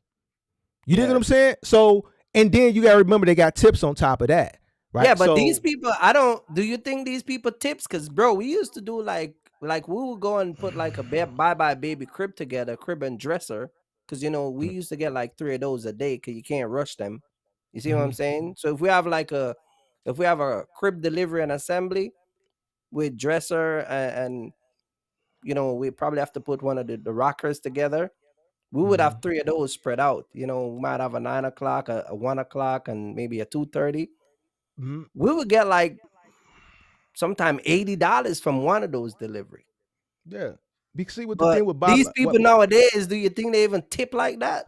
Yeah, they tip. But see, here's the thing with Bye Bye Baby. Bye Bye Baby is a premium crib.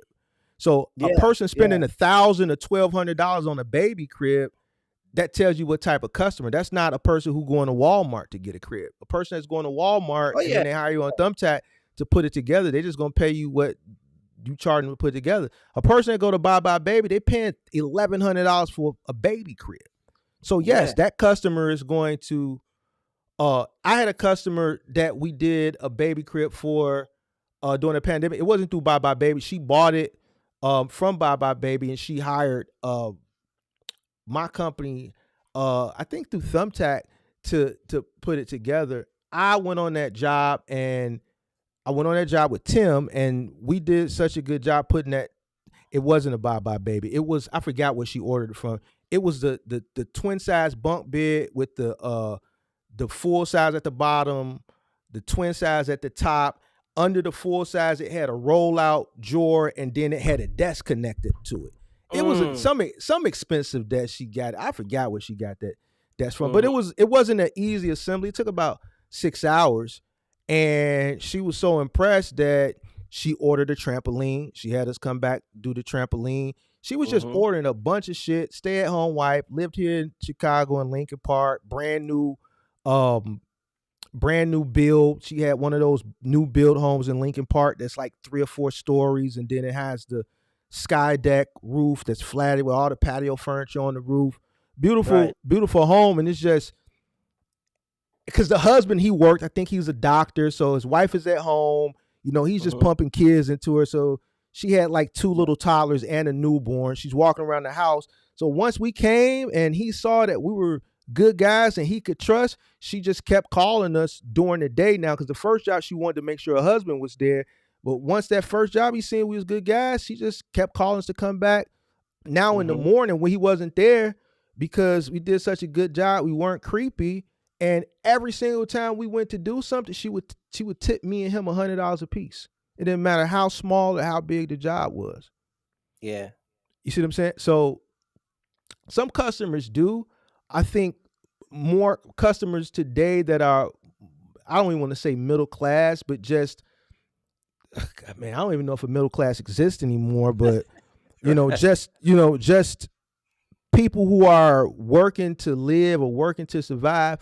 No, you're probably not going to see that tip The type like of tip you like once, back in the like days. Right. like one. Yeah. I would say when People cursing now about DoorDash and having a hissy fit for not getting tip for that. Yeah, because that tip for something like DoorDash. I used to use my tip with. I used to go like my tip Mhm. plus what the driver would get. I would make so much money in the tip that I would pay the driver from just my tip.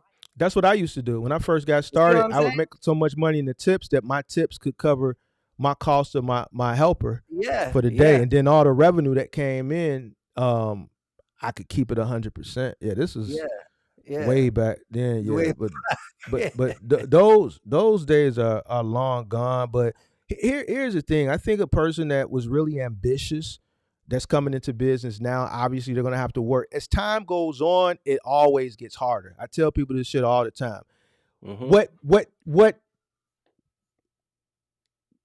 our entry, right, was probably, well, I know it was harder than the generation of people that came into the business 10 years prior to us. The people that came into business in the 90s and the early 2000s, they Mhm. probably had it sweeter than us. All right. I think the time period where we came in, the housing market crash, it benefited us. It extremely benefited me. All right. And then when the market and the economy turned around, we were able to capitalize on the downfall of people losing their homes. And then when things started to rebuild, we capitalized on all those people that lost homes when they were able to move into new homes around 2016, 2017. Mhm. But as time goes on, whatever you're in, it gets tougher. So yes, but I think a person who's coming into this business, whether it be middle mile, final mile, moving, or whatever, if they're ambitious enough, they're going to succeed. They're going to find a way.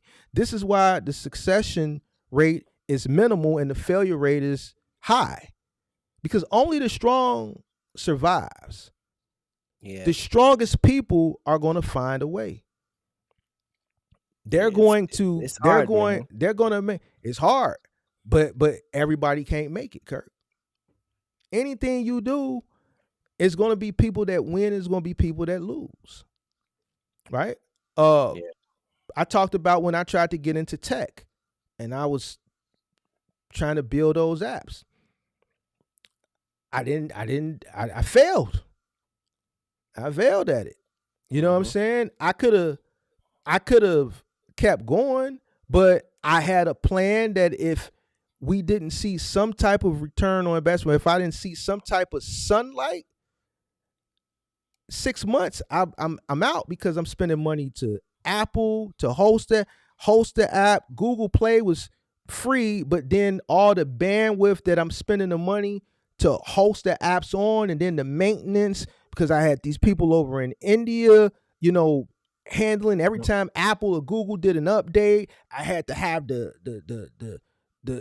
guy from India that built my shit go in and correct it. I'm spending money, right? So say if I don't see some type of light or some type of positive momentum in 6 months, I'm letting it go. And I let it go. I had a plan though, but I also failed at it. You know what I'm saying? And there's companies that succeeded. Some people are good at some things. Some people are better than others. So it is what it is. That's life, bro. That's I life. think that what I see with a lot of people nowadays, especially when you look around, a lot of people don't take what they're doing serious. They don't take the time. They don't make the time. I think our generation, and like me, you, I think we take way more pride in what we do. We're more aware. I think we're more concerned about customer, because we understand the base of having a good customer base, building relationship with customer. A lot of people now, it's like it's more about the money. You hear they talk more about the money rather than the quality job they're giving their customer. You see what I'm saying? Because a lot of people don't know, like, the reputation is way more important than the money. You see what I'm saying? I have a guy call me from New York that makes signs. Know him for a very long time. It's just one of my customer. Like I did something for him the other day, charged him $650 in the box truck, but that guy will never go away because it's not about the money. You see what I'm saying? Is send me the information, the pick. A matter of fact, he sent me the money to pay for the product. The guy was only going to take cash. He had to send me the money. I had to put, take it out of the bank and pay for it. You know what I mean? So a lot of these guys nowadays, they don't look at that. You know what I mean?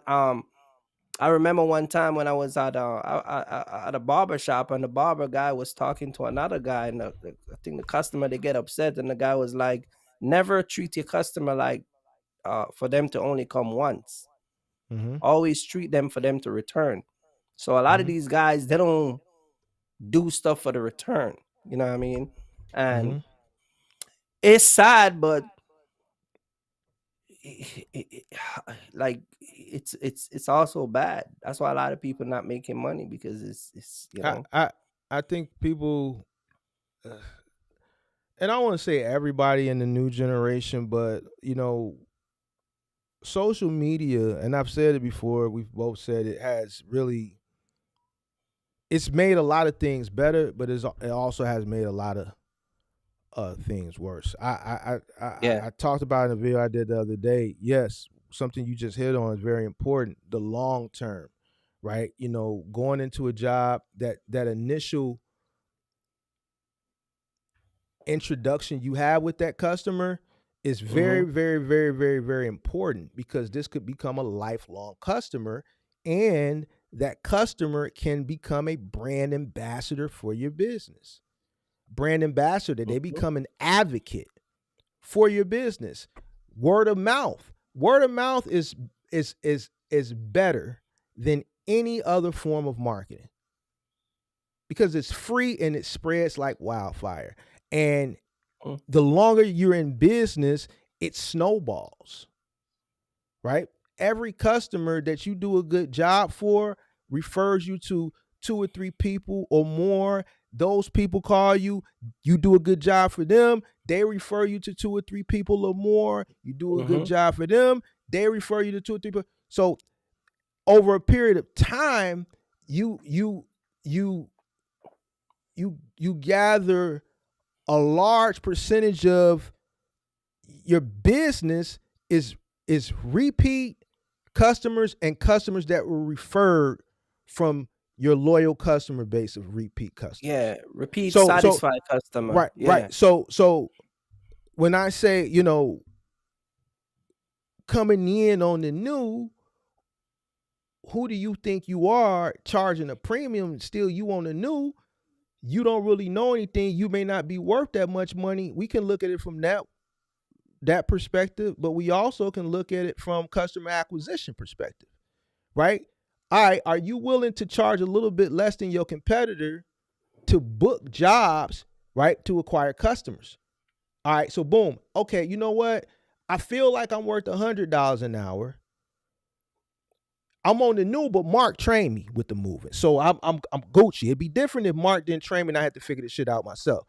Mark trained me so I can get 100, but guess what? I don't got no customer base and it's competitive. So let me go down to 90. I can charge that $10 an hour to the game and treat it as $10 customer acquisition. Okay, so now I'm gonna spend this money, right? I'm gonna discount myself. I'm gonna take $10 off my hourly cost to acquire more customers. Or I'm gonna give 10% discounts for everybody that call me using this code.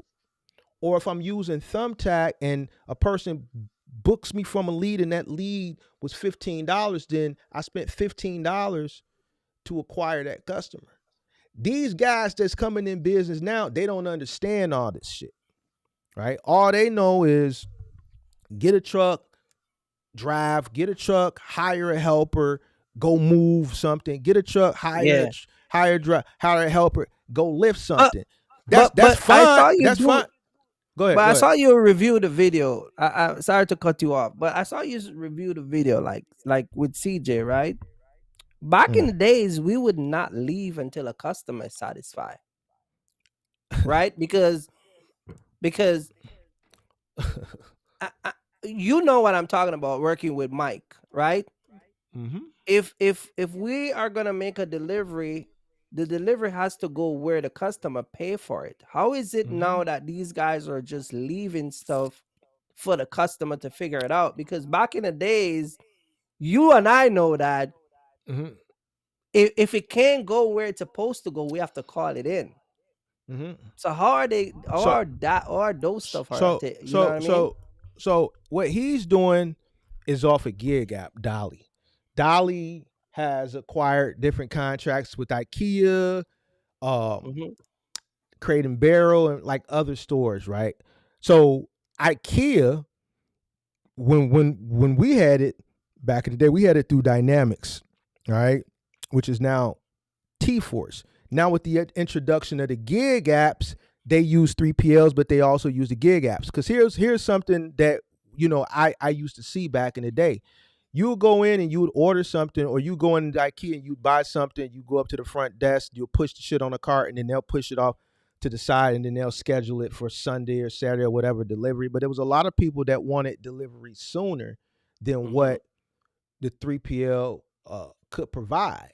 Now with companies like IKEA and Crate and Barrel also working with gig apps outside of the 3PLs, it allows the customer to have more options for on-demand delivery, because there's some customers that just don't want to wait, right? What the customers, I don't think the customers fully understand is the difference between the on-demand delivery through the gig and waiting a little bit of time, a couple of days for the 3PL, is that the on-demand delivery through the gig, it may come with someone that's not experienced, all right, to be doing this type of work. So if you have something, let's say like he did, a refrigerator, I don't know what the retailer was, but I know it was on Dolly, and he picks it up from the store, he wheels it up with his dolly and a ramp, and then he goes to the home. You don't know the obstacles. So yes, you're paying for a white glove delivery to put it in place, but if you have a situation like him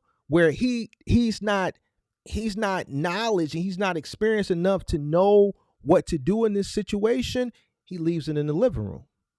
Yes, Mike Cohen back in the day wouldn't pay us. We would call in the dispatch, we would call Select, Betty would answer the phone. Mike would pick on the phone with his raspy ass voice. What's going on? What do you mean you can't put the refrigerator? You don't know how to put the, and then that's where Mike would call me and like, man, Mark, I don't know what, this is what Mike used to always tell me. Mark, I don't know what's going on out there in Chicago.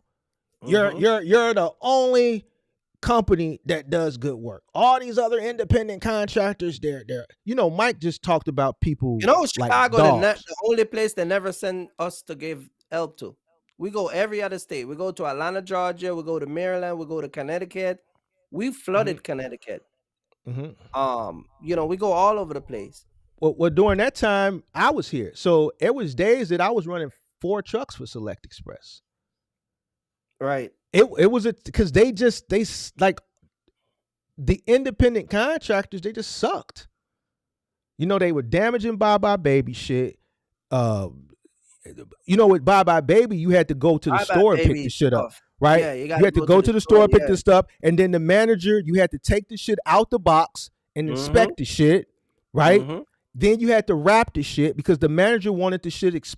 That was part of Bye Bye Baby's policy. You got to inspect the shit before it leaves the store, because the people, and I understand why. You're dealing with an emotional creature, a pregnant woman, right? Right. At the delivery, and they don't want to disrupt or upset a pregnant woman. So, and then on top of that, you're dealing with $1,000 or $1,200 crib.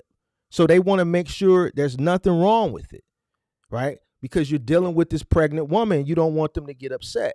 So it's a liability there. See, I had to explain this to my guys back in the day because they didn't understand why Bye Bye Baby was so tedious until I explained it. I explained it to them, but we had to do so much recovery for Mike back then. It was crazy. I remember Luis Escobar. I remember he flew out here and he took me to dinner. Yeah. So now one thing about Select is they were sticklers with the money, but you know, I was always able to I was always able to get my number. The money part in them is I love and hate, especially with Mike. You know, it's crazy, but you do make a lot of money with them. That's Yeah, just you the can make a lot of money downside. with them. Yep. Yeah, So Rob and all yeah. of them. You know, Mike will tell you gonna pay you 900 today, and then Friday you go sit down to do your numbers with him. He's like, I never told you 900. Yeah, he didn't play with me like that. He would But he would pay you though. He would pay you. he would pay me because here's how Mike worked with me.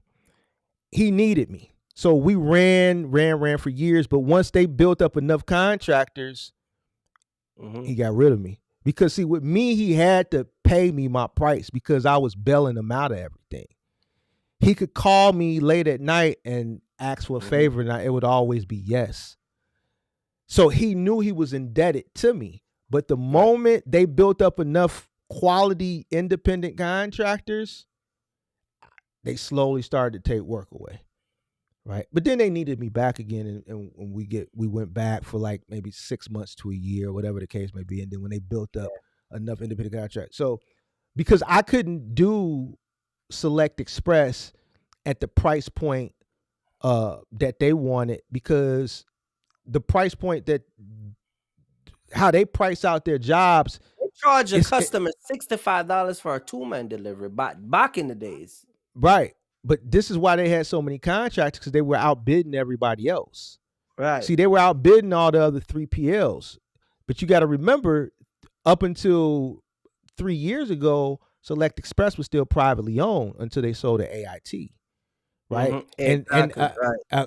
Their claim to fame was the fact that they consistently outbidded all the other 3PLs, which allowed them a multitude, huge volume of work. And that was one of the main reasons why they were so inconsistent, at least in this market. I can speak with this market for keeping independent contractors. But I saw that as a benefit because they knew I had a fleet of trucks, and I always had people and trucks that I could work shit in with that, we need him. Because if this independent contractor don't show up with truck breakdown, I can call Mark at the 11th hour and he can take 10 loads from this contractor and get this truck 2 or 3 stops, get this truck 3 stops, get this truck 2 stops. You see what I'm saying? So it worked to my favor, and I used it to my favor until it didn't work no more. But Mike was always good to me though. He was always good to me. Yeah, I don't got no issue with him. I mean, Mike is him and Ethan and Steven passed away in COVID, Robbie's still there. Yeah. Betty's still there. Mary's still there, Betty's still there? You talk to Betty? Yeah, Betty ain't going nowhere, man. Betty is still there. Good old Betty. Betty's the one that used to tell us the numbers. Betty had the real soft Puerto Rican voice. Yeah, this job pay $800. Don't let them pay you $250. Betty didn't like dealing with me. She liked dealing with my brother more. She liked dealing with my brother. Betty is very saucy, bro. Like, you gotta know how to deal with her. She's Puerto Rican, Betty, right? Yeah, she's Puerto Rican. Yeah. She liked dealing with my brother, boy. Yeah, but yeah, man. But yeah, those days of working and interacting with customers, and now I see people just it's just a lack of care and just it's sad. But I mean, I got delivery. I mean, we were talking today. I changed out some of my appliances. I got deliveries with guys come here with trucks. Very professional. They come from Best Buy. I mean, we order from Best Buy, but they're very professional. They come here, quick in and out. You know what I mean? So it is what it is. But most of these guys know is like, we don't see them people try to cut up to get nothing done. Like, they're not jumping over oops like we used to do. Yeah, but that shit that you mentioned earlier, yeah, that's completely unacceptable. But that's because if the customer doesn't complain, then the app will never know. And then I think the customer, based on looking at that refrigerator, here's the thing. There's some customers that are just shy and just whatever, just drop it and get out my house, and they don't go the extra mile. But then there's a customer that are sticklers. The customers that are complete sticklers are for the contracts of where you're dealing with affluent people, right? So when you're dealing with your Walter E. Smith, when you're dealing with your R House or your Penny Mustard, or you're dealing with your Restoration Hardware, like those creme de la creme furniture retailers where the furniture is expensive, those customers are sticklers. There's no way he would have walked into that house and told them it ain't gonna make it. They would have been like that black lady in that viral video. She would have she would have called the store while they was there. You dig what I'm saying? A lady that went to sit in the box truck. Yeah, that one that sat in the box trucks. Cause hold on, that video I did critique it, but from the video they didn't try to backdoor, they didn't take it out. That refrigerator would have made it through there. So even with that, it just shows that a lot of people that are coming into this business, they don't want to go.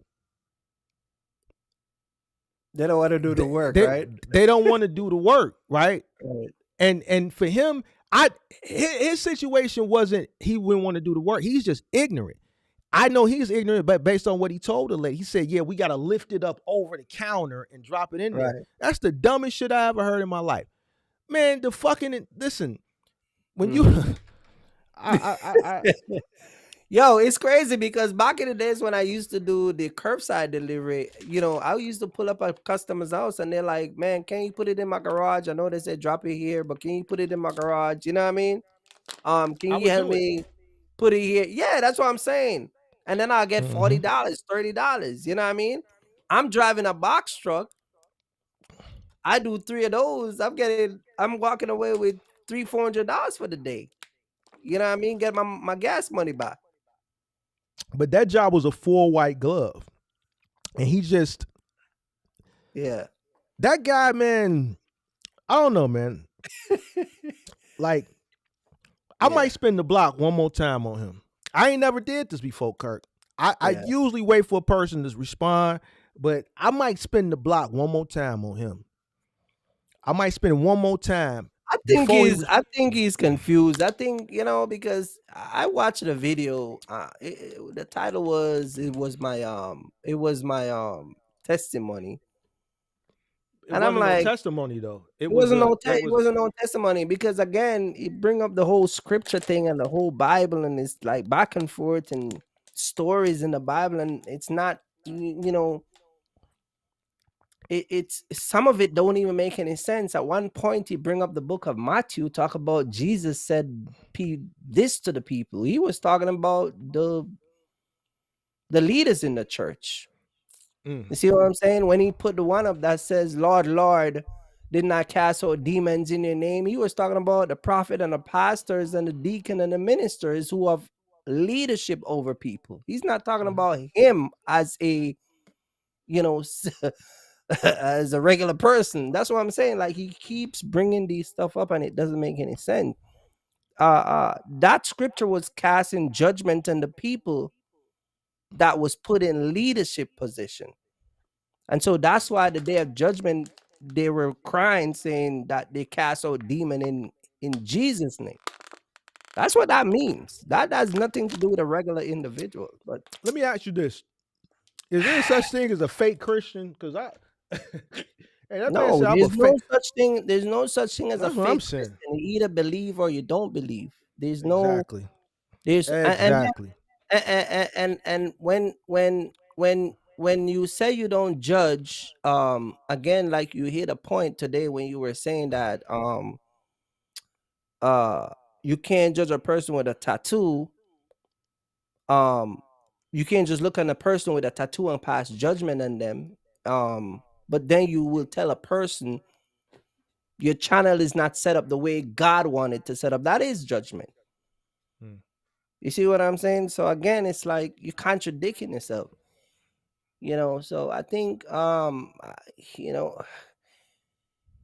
think he needs to and then he says something, and I might review the video, but what I'm saying is he says that you don't have to know the word to be a Christian, which is 100% right, 1000% right. I give him that credit. He is right on that part.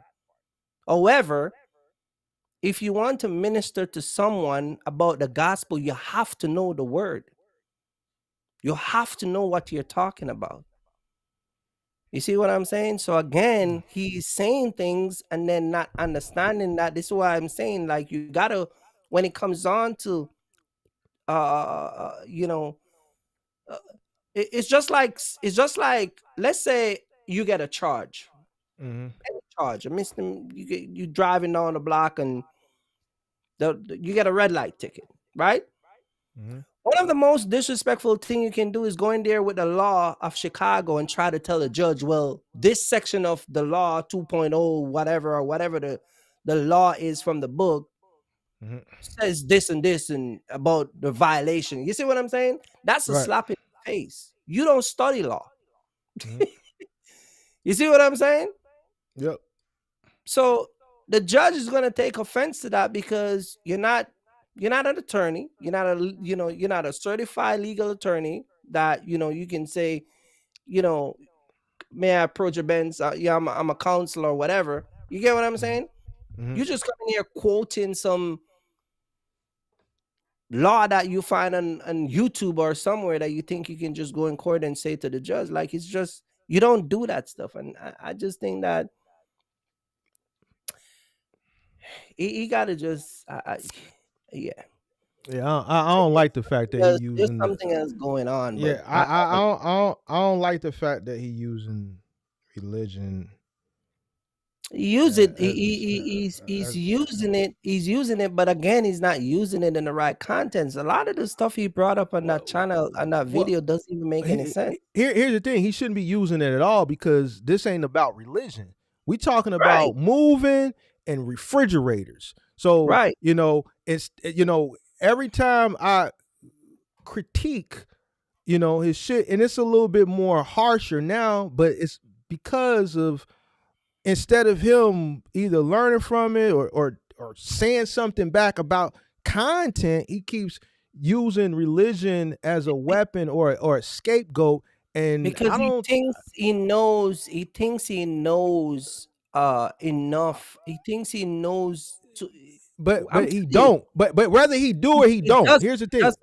doesn't. But whether he do or he don't, what does that have to do with a cargo van in the goddamn refrigerator or a 26-foot U-Haul truck? And Well, it goes back to what I'm telling you. When a some person is trying to, Mark, when a person is trying to bring you down, or when they're trying to belittle you, or when they're trying to put you beneath them, they're gonna go to the things that they think is the strongest, which is what is a talking point. You see what I'm saying? Yeah, but that I'm shit just ain't here gonna work. telling you that a lot of the stuff that he's saying doesn't make no sense. When he brings up the story with Samuel, and says, Samuel, the people say they want a leader. There's always a leader in place over God's people. Samuel was the king. The people were unruly to Samuel, and Samuel went complaining to God. God said, go ask them what they want. They said they want a government. They want another leader. Mm-hmm. God said, we'll give them a next leader. You see what I'm saying? So he's going back and forth with you with this, and I don't think he ain't going back and forth. He ain't responded as far as the content. I don't listen when he's it come to well, then he don't got to. But if he come back with some religion stuff, I'm gonna go back to the content because I ain't going back. If you wanted to come on the channel, and I know what he wanted to do. He wanted to come on the channel and basically tell you about the gospel. Well, but what he was also telling you is that your channel was given not by your own inner works, not by the faith that you believe in Jesus Christ. It was given to you by God because God is the one that's in control of everything, and you're misleading people and sending everybody to hell. That's what he wanted to tell you. My thing is this: why never just say that and get it over with? Because everybody ultimately see that was the intention. I mean, only a fool would have figured it out. I don't know, but I'm not misleading nobody. I think I give good information, good content. No, I'm talking about from a spiritual point of view. That's what he was trying to tell you. It's not a spiritual channel, bro. It's not a spiritual channel. There's spiritual channels on YouTube that do spiritual content. I do trucking content, bro. I do trucking content, bro. All right. And I don't intertwine. Here's one why I don't do religion. One, I don't do things that I'm not fully versed in, right? Because what happens is what's happening here with him. I think he's on a spiritual journey, and I'm saying this without satire. It's clear that he's on a spiritual journey, which is great, right? And since he's on this spiritual journey, he wants to spread the gospel. Great. Yeah, they call that the zealous right, mood. He's in that zealous mood. He's excited. Right, they want to tell everybody about Jesus. And then that's great. There's nothing wrong with that. But to try to use it as a weapon for someone that's not, coming at you. I didn't come at him facetiously. I didn't come at him in the name. So to use it and try to make all these talking points, and it's clear that you still are learning it yourself, is where he's even misconstruing that. You see what I'm saying? So I think he should, and this is my personal opinion as far as the content is concerned, I think he should, as far as this back and forth with me and him, if he's not going to keep it on the content, then he should just leave it alone. Right? Because I'm not going to dibble and dabble into the religion, because I'm not going to talk about some stuff that I'm not fully well versed in, where I could misinterpret something and ultimately mislead someone. When it comes to this trucking stuff, we can go all day long. All day long, right? I'm up for it. You see what I'm saying? And I just think if he can't keep it on this, because this is what this channel is based on. His channel is based on moving jobs, delivery jobs, gig work, business. If we can't have a friendly, healthy back and forth based on what our two channels are surrounded, what the niche that we're in as far as logistics, let me just put it all under the logistics umbrella, then just stop using the religion, big dog. You dig what I'm saying? So that's my advice, but I still might spin one more time. Yeah, and I might spin one more and it's time. funny because yesterday when I was watching, it's funny because he said he kept saying to you the first time, the Bible said, let your light be shine so man can see. He never did that. That was the opportunity yesterday. Your testimony was supposed to share all the good that God have done for you. So man may see. That's what I thought it was going to be. Right.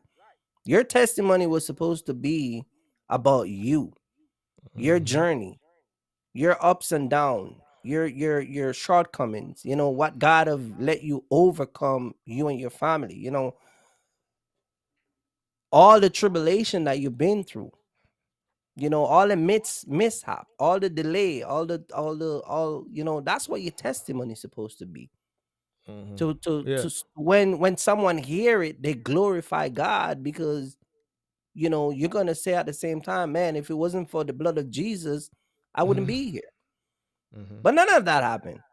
Yeah, but see, You that's what went I on was. the whole entire tirade and just popping up different see, image, and it's just and that's what I thought it was going to be. Maybe just a testimony to maybe should even be that long. Should have been 30 minutes and that's it. Well, it's his testimony. It could be as long as his testimony takes. But see, I thought it was going to be a testimony where maybe he gave us a different look on.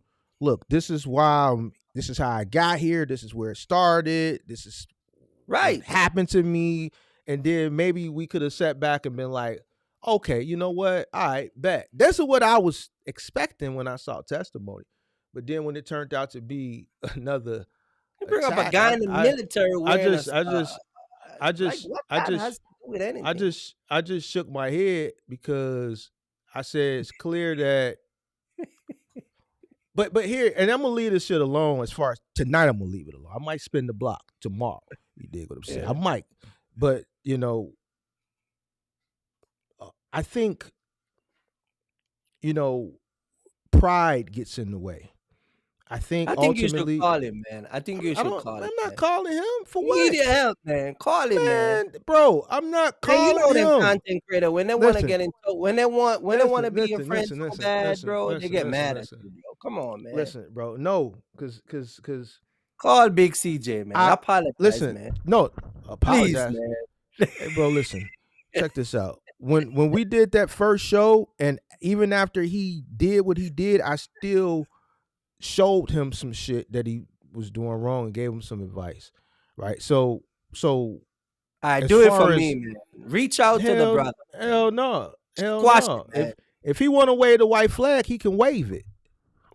You wave the white flag. Why he gotta wave it? Come on, man. You be the bigger person. I ain't getting my Kurt. You must blind. You blind. You blind, Kurt. You blind. Kurt, you blind. Come on, man. At least put your pride down or wave the flag for once more. Hey, Kurt, you see what that is? Do that look like we waving a flag? What that is, Kurt? It is what it is, Kurt. What that is? That's that 6. You think we didn't wear it for the occasion? Yeah, we wore it for the occasion, big dog. You put on we beat him up and knock him out? And we had the 6s on while we did it. You dig what I'm saying? You dig what I'm saying? Yeah, we really wore the 6s.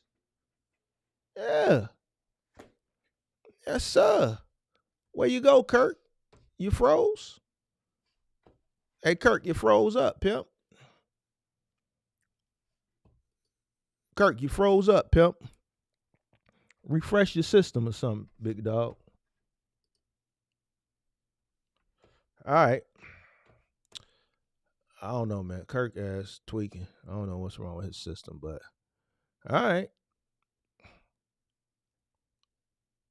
All right, we dropped the link. Didn't nobody come up, so hey, Kurt, what you gonna do? You coming back up? If not, I'm just gonna go ahead and get up out of here. I'm hungry. Yeah, Kurt tweaking. What are you talking about waving a white flag? Man, we not waving no white flag. Kurt must be blind. Kurt must didn't see what this was. You see that? And we ain't waving no white flag. He gotta wave the white flag. He gotta wave it. He gotta wave that white flag. We ain't losing. The person that waved the white flag is the person that's losing. We ain't losing. We winning. We like I was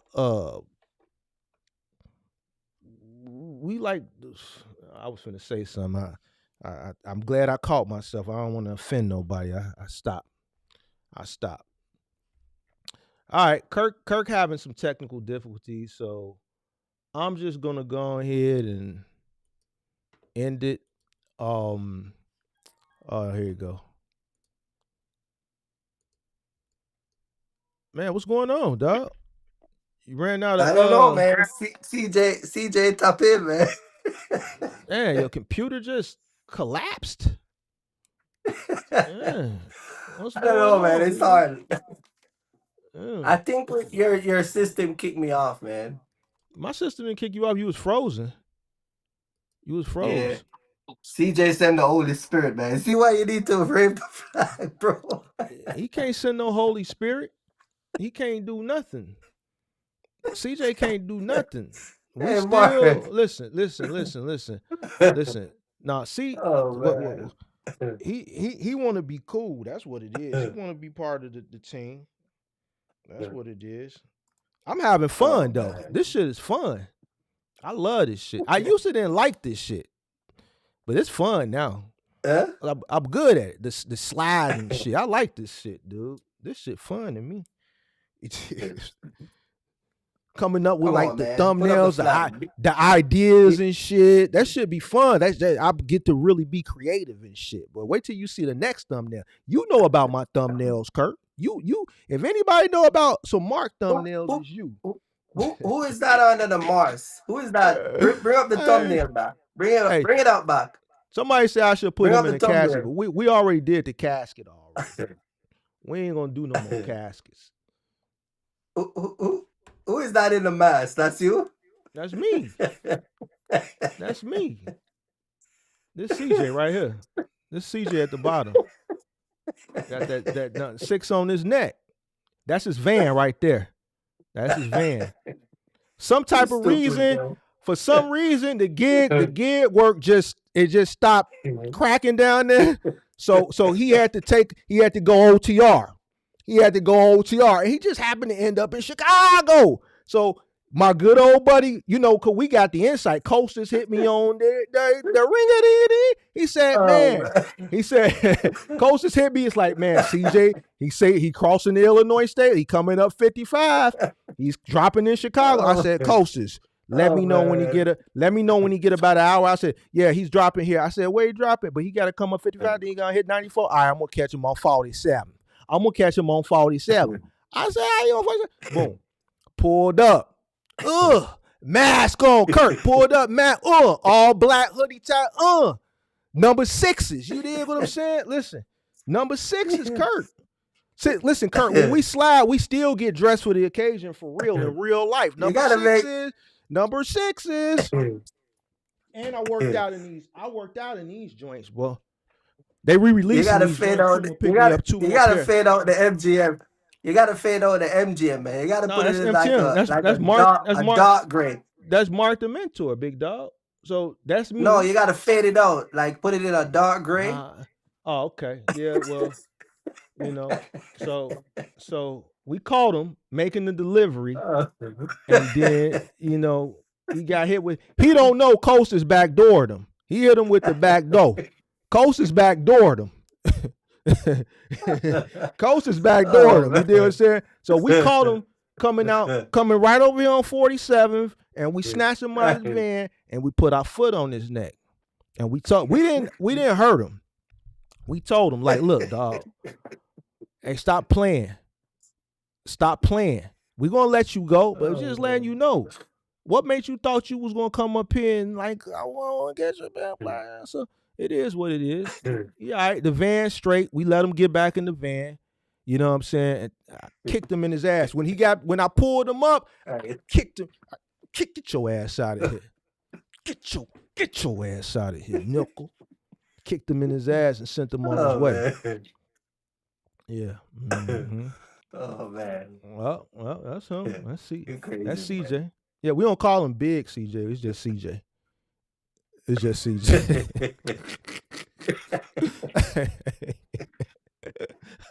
You call him OTR CJ. Yeah, man. Oh man.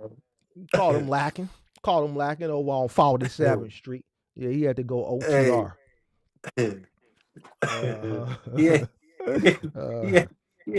He had a baby crib to deliver in Chicago. Yeah, he had to do OTR. He had to do OTR. You better hope I don't find no lookalike. I might shoot a little short film. I got an idea for a short film. I might if don't let me find no lookalike, man. We're gonna shoot a short little 15 minute film. Oh man, y'all be doing CJ bad. Shit. Y'all be doing CJ too bad, man. Oh man. I'm not gonna mess with CJ. CJ is something else. Yeah. Don't say Big no more. Just CJ. Okay. CJ. We got to take off the Big. Yeah, because he couldn't get the refrigerator. Ain't nothing big about it. He couldn't get the refrigerator. Mark, give the guy a break. Give the guy a break, man. No. Listen, man. The guy's under new, man. Give him a break. Hey, what they say, man? Leave them people alone. Leave them people alone. Don't you know when hey man, leave them people alone. Over here, we them people that you should leave alone. He don't know better yet, but he gonna learn him today. He gonna learn today. It's all good. It's all good. Kurt. God bless him.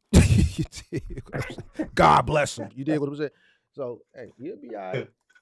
He'll be all right. A little straightening. You did what I'm saying? Man. What else you got? What else you got on the docket? Is that it? I ain't gonna mess with you, man. Want to call? I'm gonna let you go. I'm gonna let you go to your bed, man. You mess with it. I think you're doing enough messing around. No, I gotta give me something to eat. Man. Finna give me something to eat, bro. Yeah, this he don't know. Like, see, like on the artwork, on the thumbnails, we dangerous. Yes, yeah. He don't know. He don't learn, though. CJ gonna take that personal. You already know he is. You already know he is. You already know he is. That shit hurt him. What Gucci say? Put him in the dirt. We ain't put him in the dirt yet. Oh man. We ain't put him in the dirt yet. You dig what I'm saying? Oh yeah. The hoodie, right? Huh? You never search Chicago, man, right? You never take nothing, right? You said what? No, we didn't take nothing. You didn't take anything. No, you didn't take nothing out of cargo, man? Okay. No, we didn't take nothing out the cargo, man. Just snatched him out, put my foot on his neck, took the photo, flicked it up. You dig what I'm saying? And then just kicked him in the ass, told him to get on. Man, get your ass out of here, man. Get in that. Get your motherfucking ass. Get your ass out of here, nigga. Castus is wicked, man. Hey, Costas backdoored him. Costas hit me with the information on it back then, though. He hit me on it back then, though, with the info. Yeah. Because he told the people in the live the other day that I was in Chicago. Yeah, we know where everybody. See, that's the thing. Listen, this the Chicago machine up here. This where all the freight come from. You better tread lightly. You did what I'm saying? Messing with them people. Better leave them people alone. I'm gonna curse you. I'm gonna curse you up for CJ, man. Take it easy on CJ. He's still learning, man. Hey, man, he crossed the line, Kirk. He crossed the line. Give him a chance, crossed the line. Nah, big dog.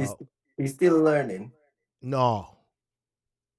Yeah, man. You don't see. He's still learning. He's in the learning phase. Kirk. Listen. We at this point now. The line crossed. The line crossed, Kirk. We at that point now. All right? We at that point. We ain't playing no games. I ain't playing no games. All right, man. I'm finna go in here and make me a veggie burger. Yeah, go get something to eat, man. Nah, I'm finna go get me a veggie burger. No, damn. I gotta run out to the restaurant. Yeah, I gotta go. I gotta go run to the restaurant. I gotta go buy me something to eat. I ain't finna cook. All right, I'll catch you tomorrow. Peace out, everybody. All right, man. Peace out, Mark. You ever found out who the we was we kept mentioning? What are you talking about? Who the we was we kept mentioning? Who's the we? What is he talking about? Did we ever find out who the we was he kept mentioning? He talking about you or he talking about somebody else? Where? CJ. He said the we. CJ. Oh, man. Nobody. Himself. You know, he had to make it seem like it was a bunch of people. Oh, you mean he kept talking? Yeah, he kept talking like that young dude that came up. The original video when when I made the first After Dark show, then he made the video where he had me on the thumbnail. He kept saying, "Yeah, we see it, but no, it was you, big dog. He had that underlying. Apologize to that man. Wave the white flag. Apologize for what? Down. What? Hold on. What am I apologizing for? What am I apologizing for? What am I apologizing for? What am I apologizing for? What am I apologizing for? For making that thumbnail, man. That's light. You don't want to see what the next one gonna look like. I got ideas, Kurt. I got ideas,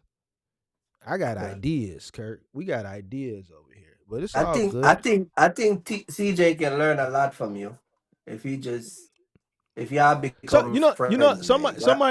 Somebody said his feelings was hurt when I did the live stream with Cars and Cribs. That's what really did it for him. Yeah, I saw. I think he was in the live that night, right? That same live, right? And Yeah, y'all he was came telling in. him to come up. I don't know if we was telling him to come up, but he was in the live. I remember him seeing him in the live. Yeah. I think from that night, because I think he felt like probably he should have been the first one up there. I don't think he felt like that. Yeah, I don't think he felt like that. I just think when he saw the video. But Cars and Crib is a cool guy. People like him. He's, Yeah, Cars and Crib real cool. But see, he's you got Cars and Crib from the crib though. He from the crib. So yeah. That he got that ism in him. He ain't gonna act like that. You see what I'm saying? That's why me and him get along. I actually gave him his flowers. I give people their flowers. I gave Cars and Cribs his flowers about 2 weeks ago. You know what I'm saying? Because he's just the most genuine content creator I met. So somebody say I'm gonna be next on CJ. I think it's better. I think it's better he played safe with you. No, he sneaked you yesterday. He sneaked you. He was talking about you and the deacon stuff. He gave you a little. Say I'm a false deacon. So oh man, I don't think CJ want me to go at him. Oh man, so CJ something else, man. And then somebody said I said Gigger. He mad that I called Gigger. If he mad at the Gigger, that's what he is. There's nothing wrong with it being a listen. Let me explain the Gigger. All right, to all you Giggers out there that get mad when I say Gigger, goddamn Gigger, goddamn Gigger. I try to say it like old country white dude that's in the South. Goddamn Gigger. Yeah, fuck that goddamn Gigger over there. Goddamn Gigger, get over here, Gigger.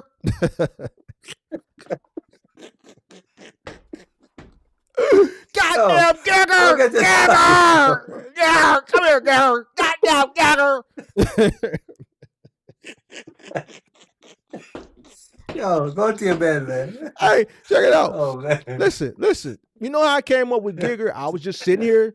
One day it just popped in my head because I'm creative. I'm just like, Gigger. Listen, Kurt, you a trucker. You drive a truck, right? You drive a truck, right? You a trucker. Listen, if you crack, hold on. Listen, you drive a truck, so you a trucker. If you crack in the cars, you a scammer. You a scammer. You crack cars, you a scammer. You drive a truck, you a trucker. Why? Go to your bed, bro. Go get your You do gig work, you a gigger. I don't understand how that's like a bad thing. You a gigger. Trucker, scammer, gigger. Oh man. Now I get where you like you a gigger. Goddamn gigger. Yeah. Get out the goddamn yard, gigger. Goddamn it, gigger. Get out my goddamn yard, gigger. Goddamn giggers over there in my goddamn yard. Shit. Goddamn gigger. Hey, CJ, man, because I call him a gigger. You goddamn gigger. Yeah, bring the refrigerator here, Gigger. Put the refrigerator over there in that corner, goddamn it, over there in the corner, Gigger. Goddamn right, goddamn. Let me call you back. I got a Gigger in here and drop the refrigerator.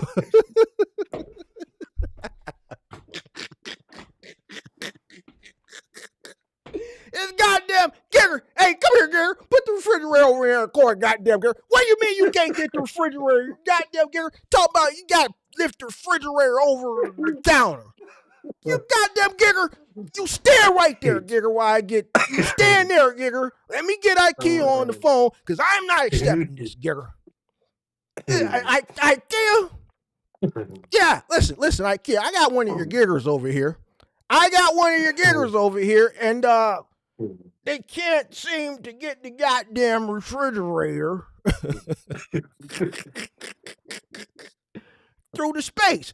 Now, I'm of age, but I know the goddamn Gigger take the goddamn doors off the refrigerator. The goddamn gigger don't want to do no work. Where you find these giggers at? Listen here, gigger. I'm refusing to order, gigger. Put it back on your goddamn thing. Get the hell out of my town, gigger. It's a sundown town. You better be out of your goddamn gigger before the goddamn sun go down, gigger. Now, would that make him mad? I hope that make him real mad. Goddamn gigger. Leave me alone. Man, I gotta get off this line, man. You're killing me, bro. You're killing me. Man. All right, well, hey, shit. It's all good. You're killing me, man. bro.